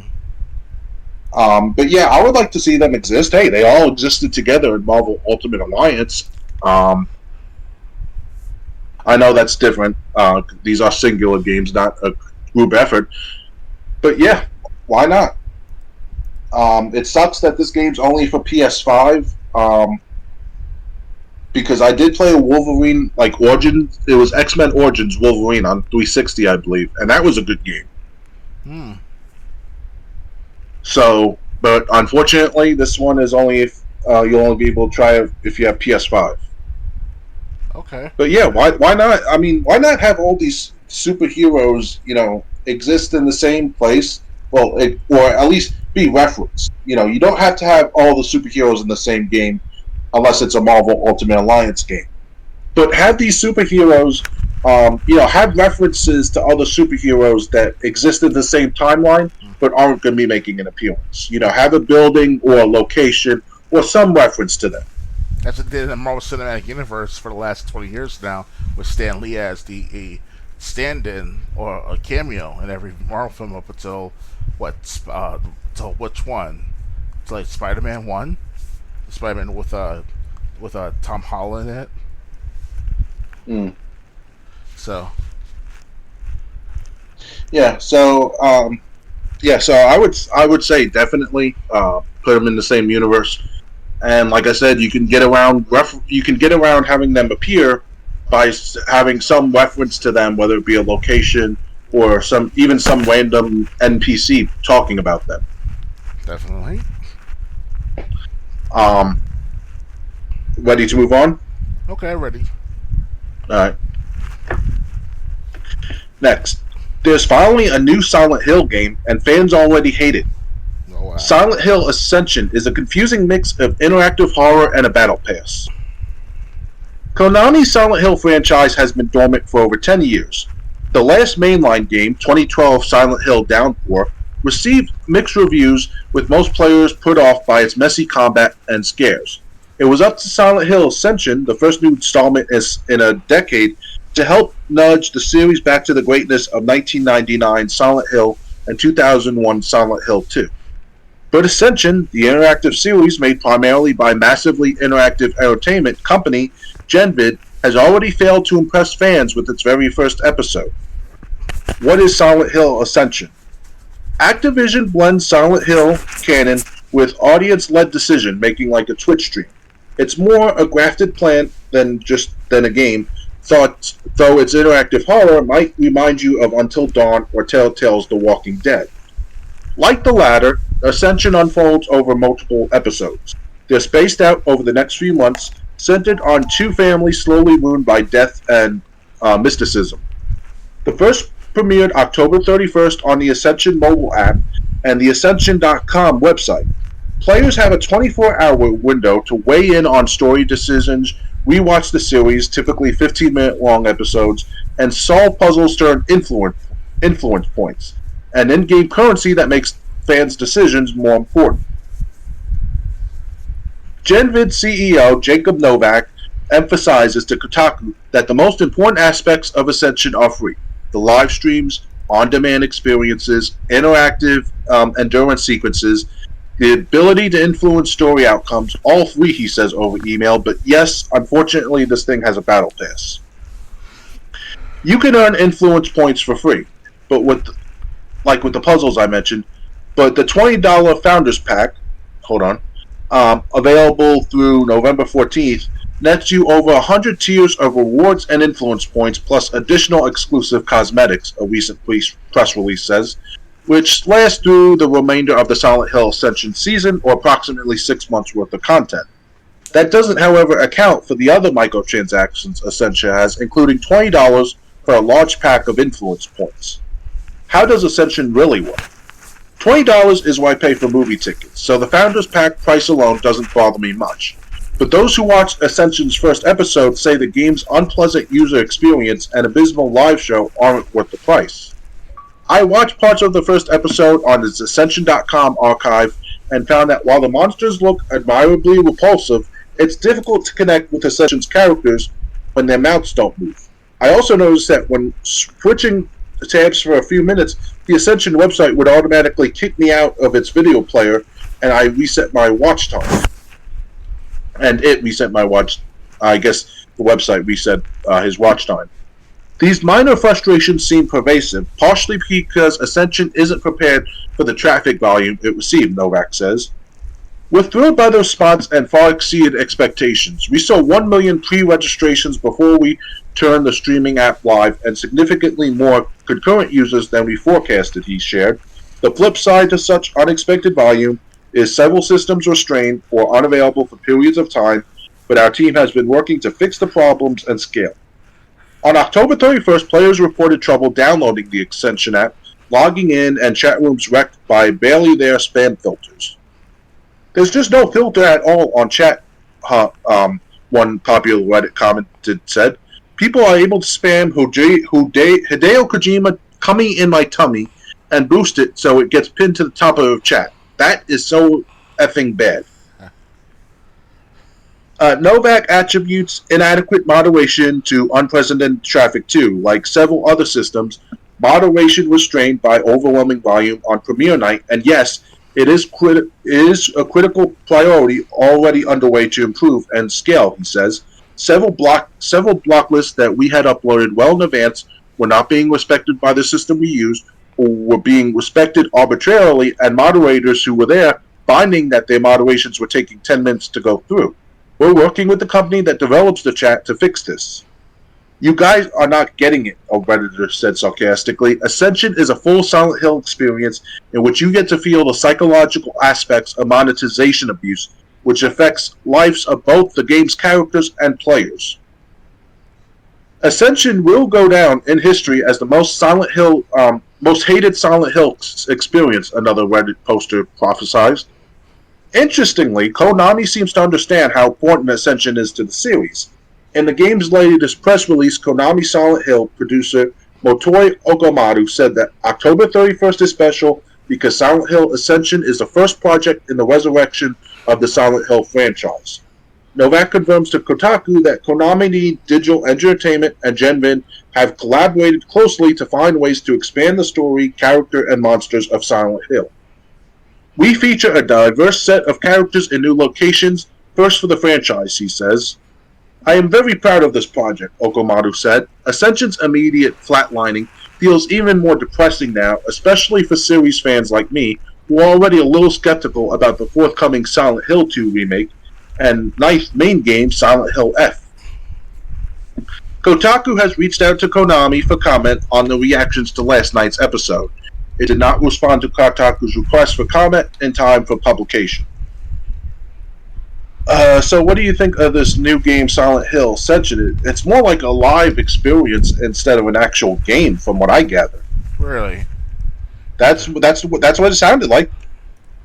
And it came out October 31st last time I checked, right? The first episode, yeah. So it's kind of like the Walking Dead experience with the choosing of the choice and stuff like that. Kind of like that, right? It's kind of like the Walking Dead experience, yes, but it's more like basically making decisions on something you're watching on a live stream. Interesting. Wow. But I mean, again, this is a clear example of what I hate about where gaming is going. Why do they have to do this live event thing when we just want a game to play? Yeah. You're going through all this crap that we don't need. Here's an idea. Create a game. Give it compelling characters. We're past the era of characters whose mouths don't move when they talk, so you're not going to get away with that in 2023. Make a story and make it playable so people can play the game, even if it's a beta. I mean, if it's a beta, then there's a reason that it's, there's only a limited time to try it. But if it's the actual game, I mean, if it's the actual game, let people try it when they have a chance to try it. Maybe they were doing something Halloween night. Maybe they had kids. Maybe they were doing something after work. And their systems weren't even up to they weren't even up to handling the traffic that they got. Yeah, that sucks. What do you have anything to say about this? I will admit this. I've heard of Silent Hill for many, many years since the beginning. I chose Resident Evil over Silent Hill more many times over for the last 25 years. So I can't say much about Silent Hill, how good it has gotten over the years up until a recent time.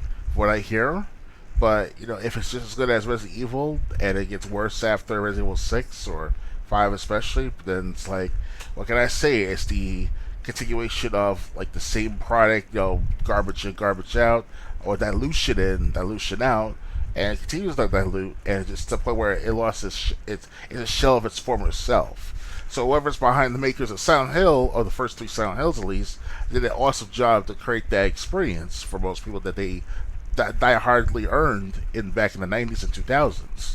But Well, it's a Konami project, but in 1999 and 2001, I think Hideo Kojima was there.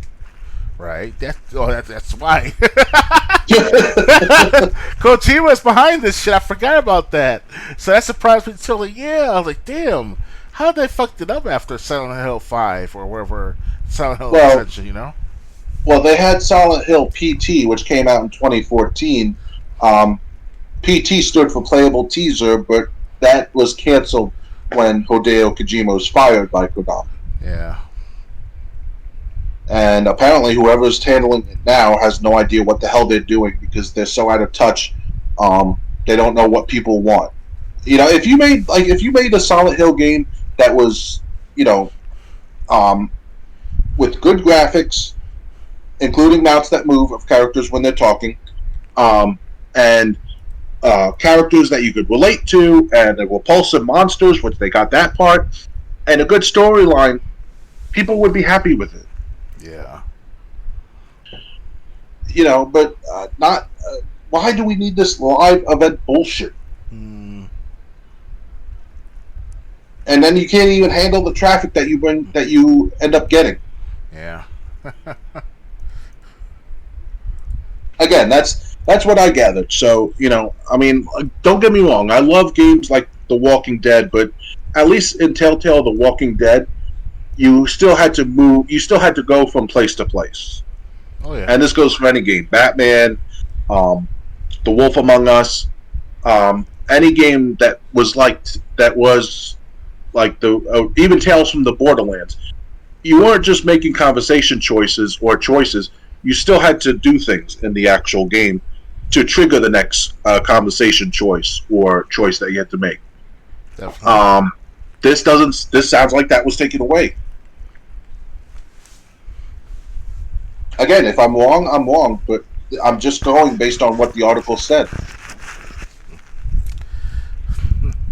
Yeah, I wish I could say more about this myself until I see what happened the first three Silent Hill games and see how good it is, and then you go to the newer games of today of Silent Hill.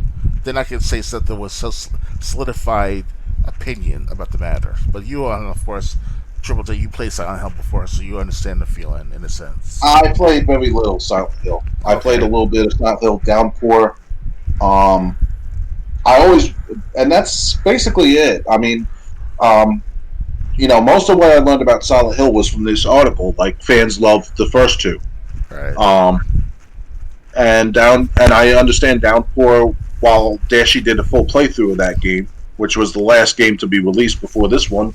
So if you want to watch Dashi's videos, Dashi games on YouTube, you can. It'll take a while to get through all of them, obviously.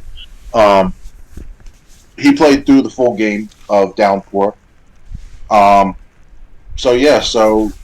if you can't afford the games, but you want to jump on this, find someone who did a Let's Play and watch a Let's Play series. Definitely. Just to have enough of an idea, I will also mention too that I did see the first couple of hours of Silent Hill for the Room, which that was all right to see a gameplay of through a random YouTuber many years ago. That was all right to watch. I'll probably get it all. I'll definitely get all the first 3 or 4 Silent Hill games and take my time with them as I go along in life. But right at least get. Yeah, I'd say for safety, at least get the first 2, and then I'd watch videos on the next to see if you would like it. Yeah. because I did play Silent Hill 3 and I couldn't figure out what. I think I played Silent Hill 3. I couldn't figure out what the hell to do or how to progress the story. That's how it is back in the day. There was no like holding hands. There was no marks the spot. You had to explore, find out, and investigate, and continue, persist. Now everything, most of these games are holding your hand to tell you where to go to. Now, Well, I really don't mind the games that feature a waypoint or games that tell you where to go. Because I mean the challenge should be in getting there, not figuring out where to go. Yeah. That's just my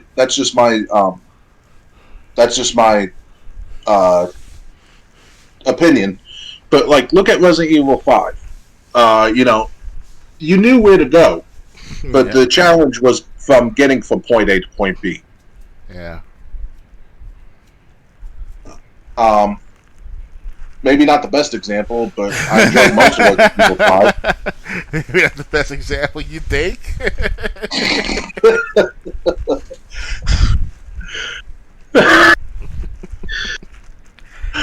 Okay, I see. That's how I lost all credibility on this. You go ahead. I mean, Resident Evil 5 is alright, don't get me wrong. It's still, I did hook myself onto that game back in the day, back when I was working full time as a ramp agent for my local airport for about a few months, so that was worth buying at the time. But after like a couple of years, I gave up on that game most of the time. I still play Resident Evil 5, which is the Xbox One edition or the Xbox One version from time to time, but that's about it. So. Yeah, I never beat Resident Evil 5. I was at the last boss before my disc got.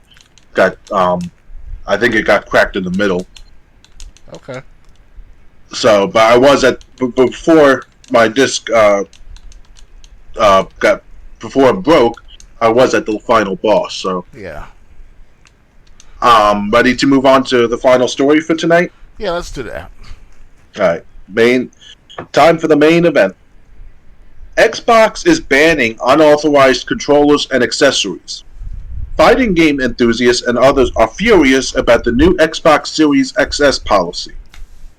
Microsoft appears to be cracking down on third-party peripherals for its consoles.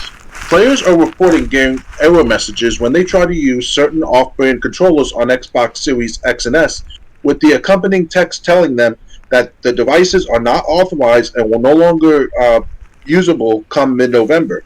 The major policy change is sparking a wild outcry from various gaming communities, including fighting game players who often use third-party fight sticks for high-level competitions. The upcoming change was first reported last week over on Windows Central.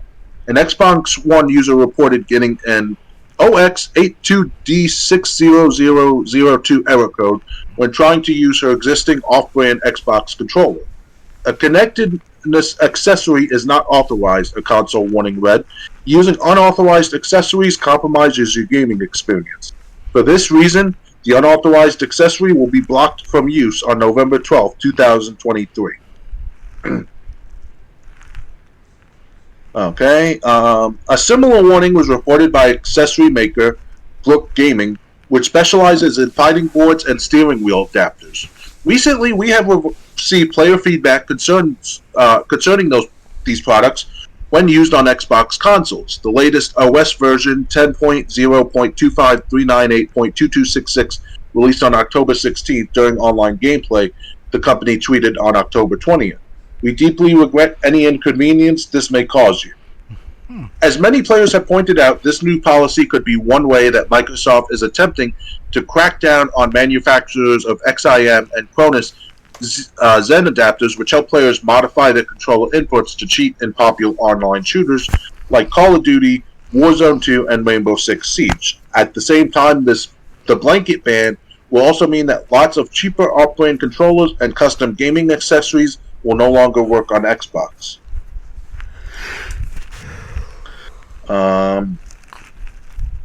Hey yo, Phil Spencer, Xbox, Matt Booty. This is essentially a death sentence for local fighting game events that run on Xbox, much less others that can only afford one arcade stick.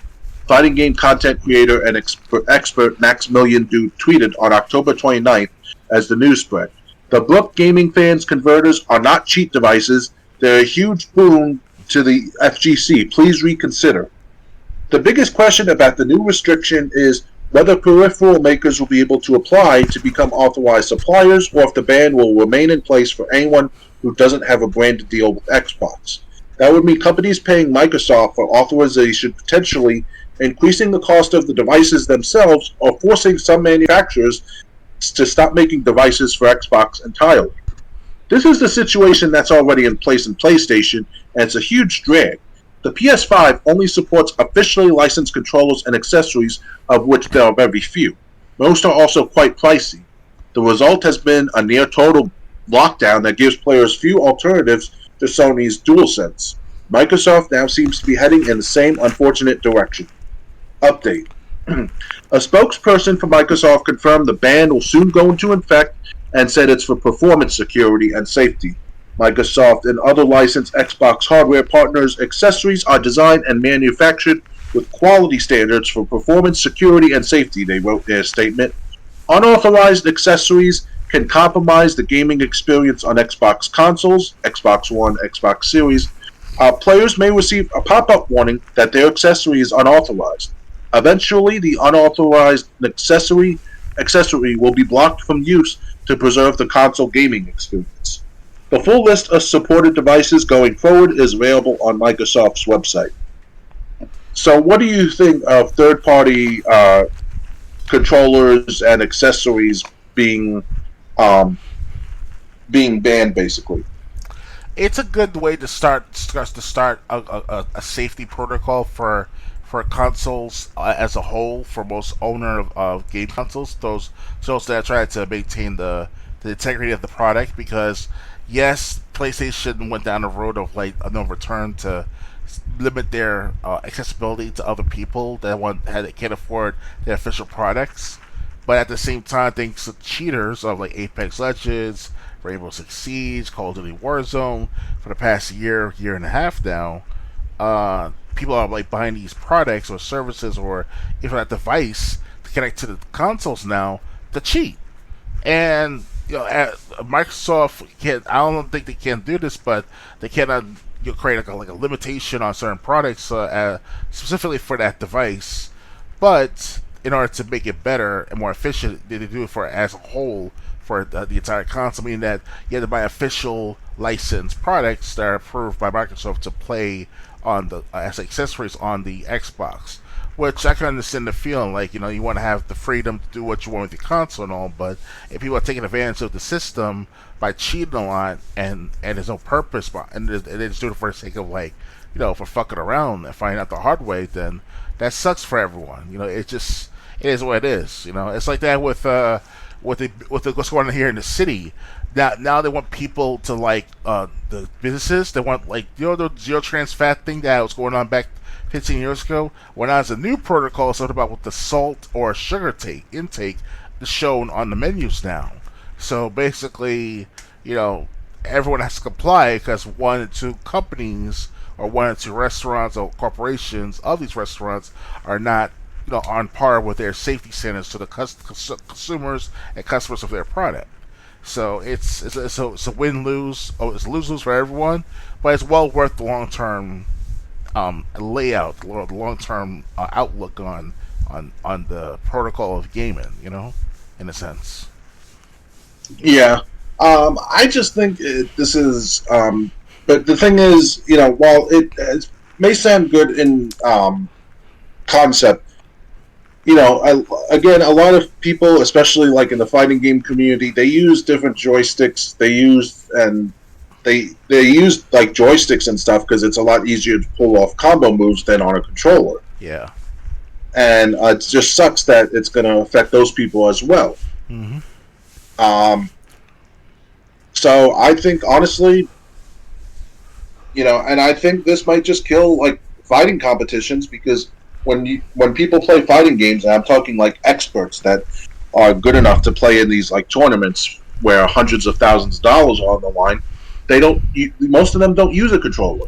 They're using an arcade stick. And now most of these sticks aren't going to work, and that goes for other accessories. And it's not like these controllers are cheap. When I was in Roosevelt Field Mall in 2014, I have a gold PS3 controller. It costs $50 Mm. for that one PS3 controller. Yeah, but here's the thing: the upside to the controls for the PlayStation is built-in battery. Like you don't have to keep taking out batteries every few hours or few days just to play with the same controller. And the controller, yes, the downside to the PlayStation controller is that you have to replace them every few months to a couple of years, depending upon how much you use it. But it's still all right to those who are using it on a casual as a casual gamer. So I don't know. I played. I mean, I've had this PlayStation 3 controller for about 10 years, 9 years, and it's still works fine. well, PlayStation 5 is more plastic than ever, and we Well, had, again, this is a PlayStation 3 controller, not a PS5. So yeah, because PlayStation 5 it downgraded in quality with the controller, so I won't admit okay, that. But with Xbox, more so, they maintain their integrity of their product over time because you see, you change batteries there or get a lithium rechargeable battery lasts for a week or two, depending on how much you used it for their gaming. So not it's to mention, not to mention for the PS3 controller, I have I can use the cord that charges my camera. Just stick the little end into the on top of the PS3 controller. Stick the USB end into the ports on the front of the PS3, and my controller will charge while I'm playing the game. oh yeah, So, definitely. so that's good at least. But like I said, it's not. I'm not talking about me in this case. I'm talking about people who use arcade sticks, not to cheat, but because it's easier to pull off combos in fighting games. Hmm. For starters, um, and it just sucks that that that I think it's wrong that Xbox is limiting what people can do, what people can use to play these consoles. Especially, I mean, if you're buying something third party, buy at your own risk. But I mean, maybe, but I mean, is it really worth going out of your way to ban accessories and stuff? I mean, People are cheating with the devices that act as accessories. That's why Xbox is taking initiative for the matter to do that, to get rid of that protocol, that security risk, because people are cheated now with devices that are like free and able to, with their device with users' devices, which sucks, because you figure you use like a fucking aimbot or whatever from a software and you got the download from a computer. No, not this buying from GameStop, and GameStop, let this happen. What Xbox should have done is sue GameStop towards that product, at least for fucking up their the integrity of that product, because she has been rampant for the last year now, at least on these games, Call of Duty, Warzone, and Apex Legends, Fortnite, you name it. It's fucking crazy. Like James, I mean, I'm serious. For the last couple of years, at least, cheaters were rampant with this device. I forgot what it's called exactly, where you just hook it up to the Xbox and just like, you just cheat. It was ridiculous, man. It was rampant, and then people reported it constantly. That's a whack-a-mole type of method too, to report things and stuff like that. It's just best to just call it quits. Just upgrade it to upgraded security. That's a okay. Obviously, I didn't know that. So, yeah. um, The Apex for last back in 2020, 2019, when it first was started. There was like 10 million people playing the game, and about at least a million people were cheating on a constant oh wow. basis. So it was big back in 2020. Then by 2022, people started like now complaining more than ever, and that's where it all started to go to fruition in recent last 6 months now with this protocol. So Xbox is doing the right thing in the matter for the sake of the company to maintain their consistency in their product. Because if you let any cheater, any person with a device, to fuck with the other people's devices online via cheating or hacking, whatever, that's a liability to the company, and people will sue the company for that matter. So, Okay. and I hope Obviously, GameStop. If I can say this, to help GameStop be sued for the matter too for that selling that device. okay. Well, obviously, I didn't know about that. So, but it Yeah, still sounds like a blanket ban is bad because you're also hurting innocent people who weren't cheating. No, not really. If you don't use the devices that connect to the console for the sake of cheating, hacking, or manipulating of the game or system or both, you're fine. You have No, nothing. no, no. Nothing I'm else to saying, I'm saying what they're. I understand. They can't wait till an accessory is reported and then block it and then ban it. So they instead did this ban for all unauthorized controllers and accessories. But now it's. I'm just saying the people who weren't doing it to cheat. It's just a shame that they got affected also. Nah, I don't. I'm sorry, my friends of the do as you wish crowd, because it's like, yes, you own the console, yes, but you're dealing with other people online now. It's not like Nintendo or Super Nintendo or Genesis or Dreamcast even. Yeah, even with Dreamcast, you're connected to the internet, yes, at the time, but it's a private network. It's a private connection. You're not using the library connection. You're not using the workplace connection, or whatever. That's one thing. But now, 20 years later, Xbox One, PS4, PS5, Xbox Series, you're dealing with other online users, online gamers. So you have to be cordial and follow protocol to the best of your ability to make sure that you're having a good time overall as a group, as a community. Otherwise, that will falter. Microsoft will lose business overnight, and most likely Microsoft will lose the Xbox division in billions, if not trillions, over God knows how many years. Depending upon, because obviously they just spent $7 billion on Microsoft and Activision, Blizzard, and all. So it's kind of like, it's like, wow, it's like fuck, man, we can't do this over the next 5 or 10 years, no problem. We have to get rid of it now. We can't sue the GameStop right away, but we can at least get rid of the problem right in a few weeks, a few months at the most. So Okay. Again, I'm talking about the people that weren't cheating, but like you were using arcade sticks for fighting games. But either way, you're gonna have to use something that's authorized by Xbox or something that's first party. and I hope Microsoft will also follow suit by giving Xbox members, Xbox Gold members, like discounts on their accessories over the next few months. In the meantime, while this is being cleaned up, so that way people can feel more safe, not safe, but also confident in these authorized products. Try doing Right. that.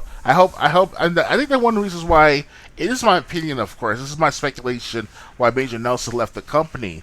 I think Major Nelson got tired of the bullshit going on behind the scenes, and that when Major Nelson left, that was a big slap in the face to Microsoft, because Major Nelson's been a user and a maker, a programmer for Microsoft for decades, and within a matter of like not even weeks, we hear Major Nelson leaving the company earlier this past summer. It's the fall season. I'm like, what the fuck, man? What will happen, man? Like, I just talked to the guy via comment section on his podcast and on YouTube earlier this past summer, and he just left all of a sudden. Like, what's that about? Quietly, by the way. Okay. Well, anyway, like I said, if you use one of these accessories, now they're gonna have to be first party. Do you have a? And that's all. And that's all we have for this episode. I hope you enjoyed this episode of the podcast. Doctor Games 101. Do you have any plans for tomorrow, content wise? Not tomorrow specifically, exactly, but hopefully from here on out, throughout the rest of this next week and a half at the most, I will do gameplay of Liza P, continuation of Tacoma, and hopefully I will definitely try out more of Beyond Good and Evil, which I played at the other week with you guys on my gaming channel. So check me out on youtube.com/ or with at Dr. Games 101B on YouTube. If you don't care about for YouTube, check me out on Rumble as well as BitChute. That's where BitChute is my main homestay, you want to call it like that, where I just dump everything I put on I put as what my activity and video really matters. So Okay. I definitely plan to stream tomorrow night, Sunday, or later tonight, depending where you are in the world. I definitely plan to stream Sunday night. I haven't decided what game I'm going to be playing on Twitch yet. I'll probably decide just a few minutes before I start streaming. But so definitely follow me if you aren't already, so you see my streams, because I'm trying to stream almost every night. Episode 85 of the Let's Discuss Gaming podcast will be on November 18th, starting at 9 p.m. Eastern. Also, all my stuff goes up on. All my streams do go up on my YouTube channel. At let me give the link, because they changed my YouTube channel to my real name, and I really don't want to put my first and last name out there if I don't have to. So let me go to my channel on YouTube to see if I can just give the link instead of my real name. But all streams that I do on Twitch do end up going to my YouTube channel. I still have to put Marvel Ultimate Alliance, the first one, up there, though. So let's see. View your channel, youtube.com. Alright, at rapper JJJ. I also have a bit channel on BitChute and Wumble as well, which handles clips from the Let's Discuss Gaming podcast, mostly Total Extreme Wrestling 2020 videos. Yeah, and I'm just trying to increase my presence on Twitch. Best of luck to you.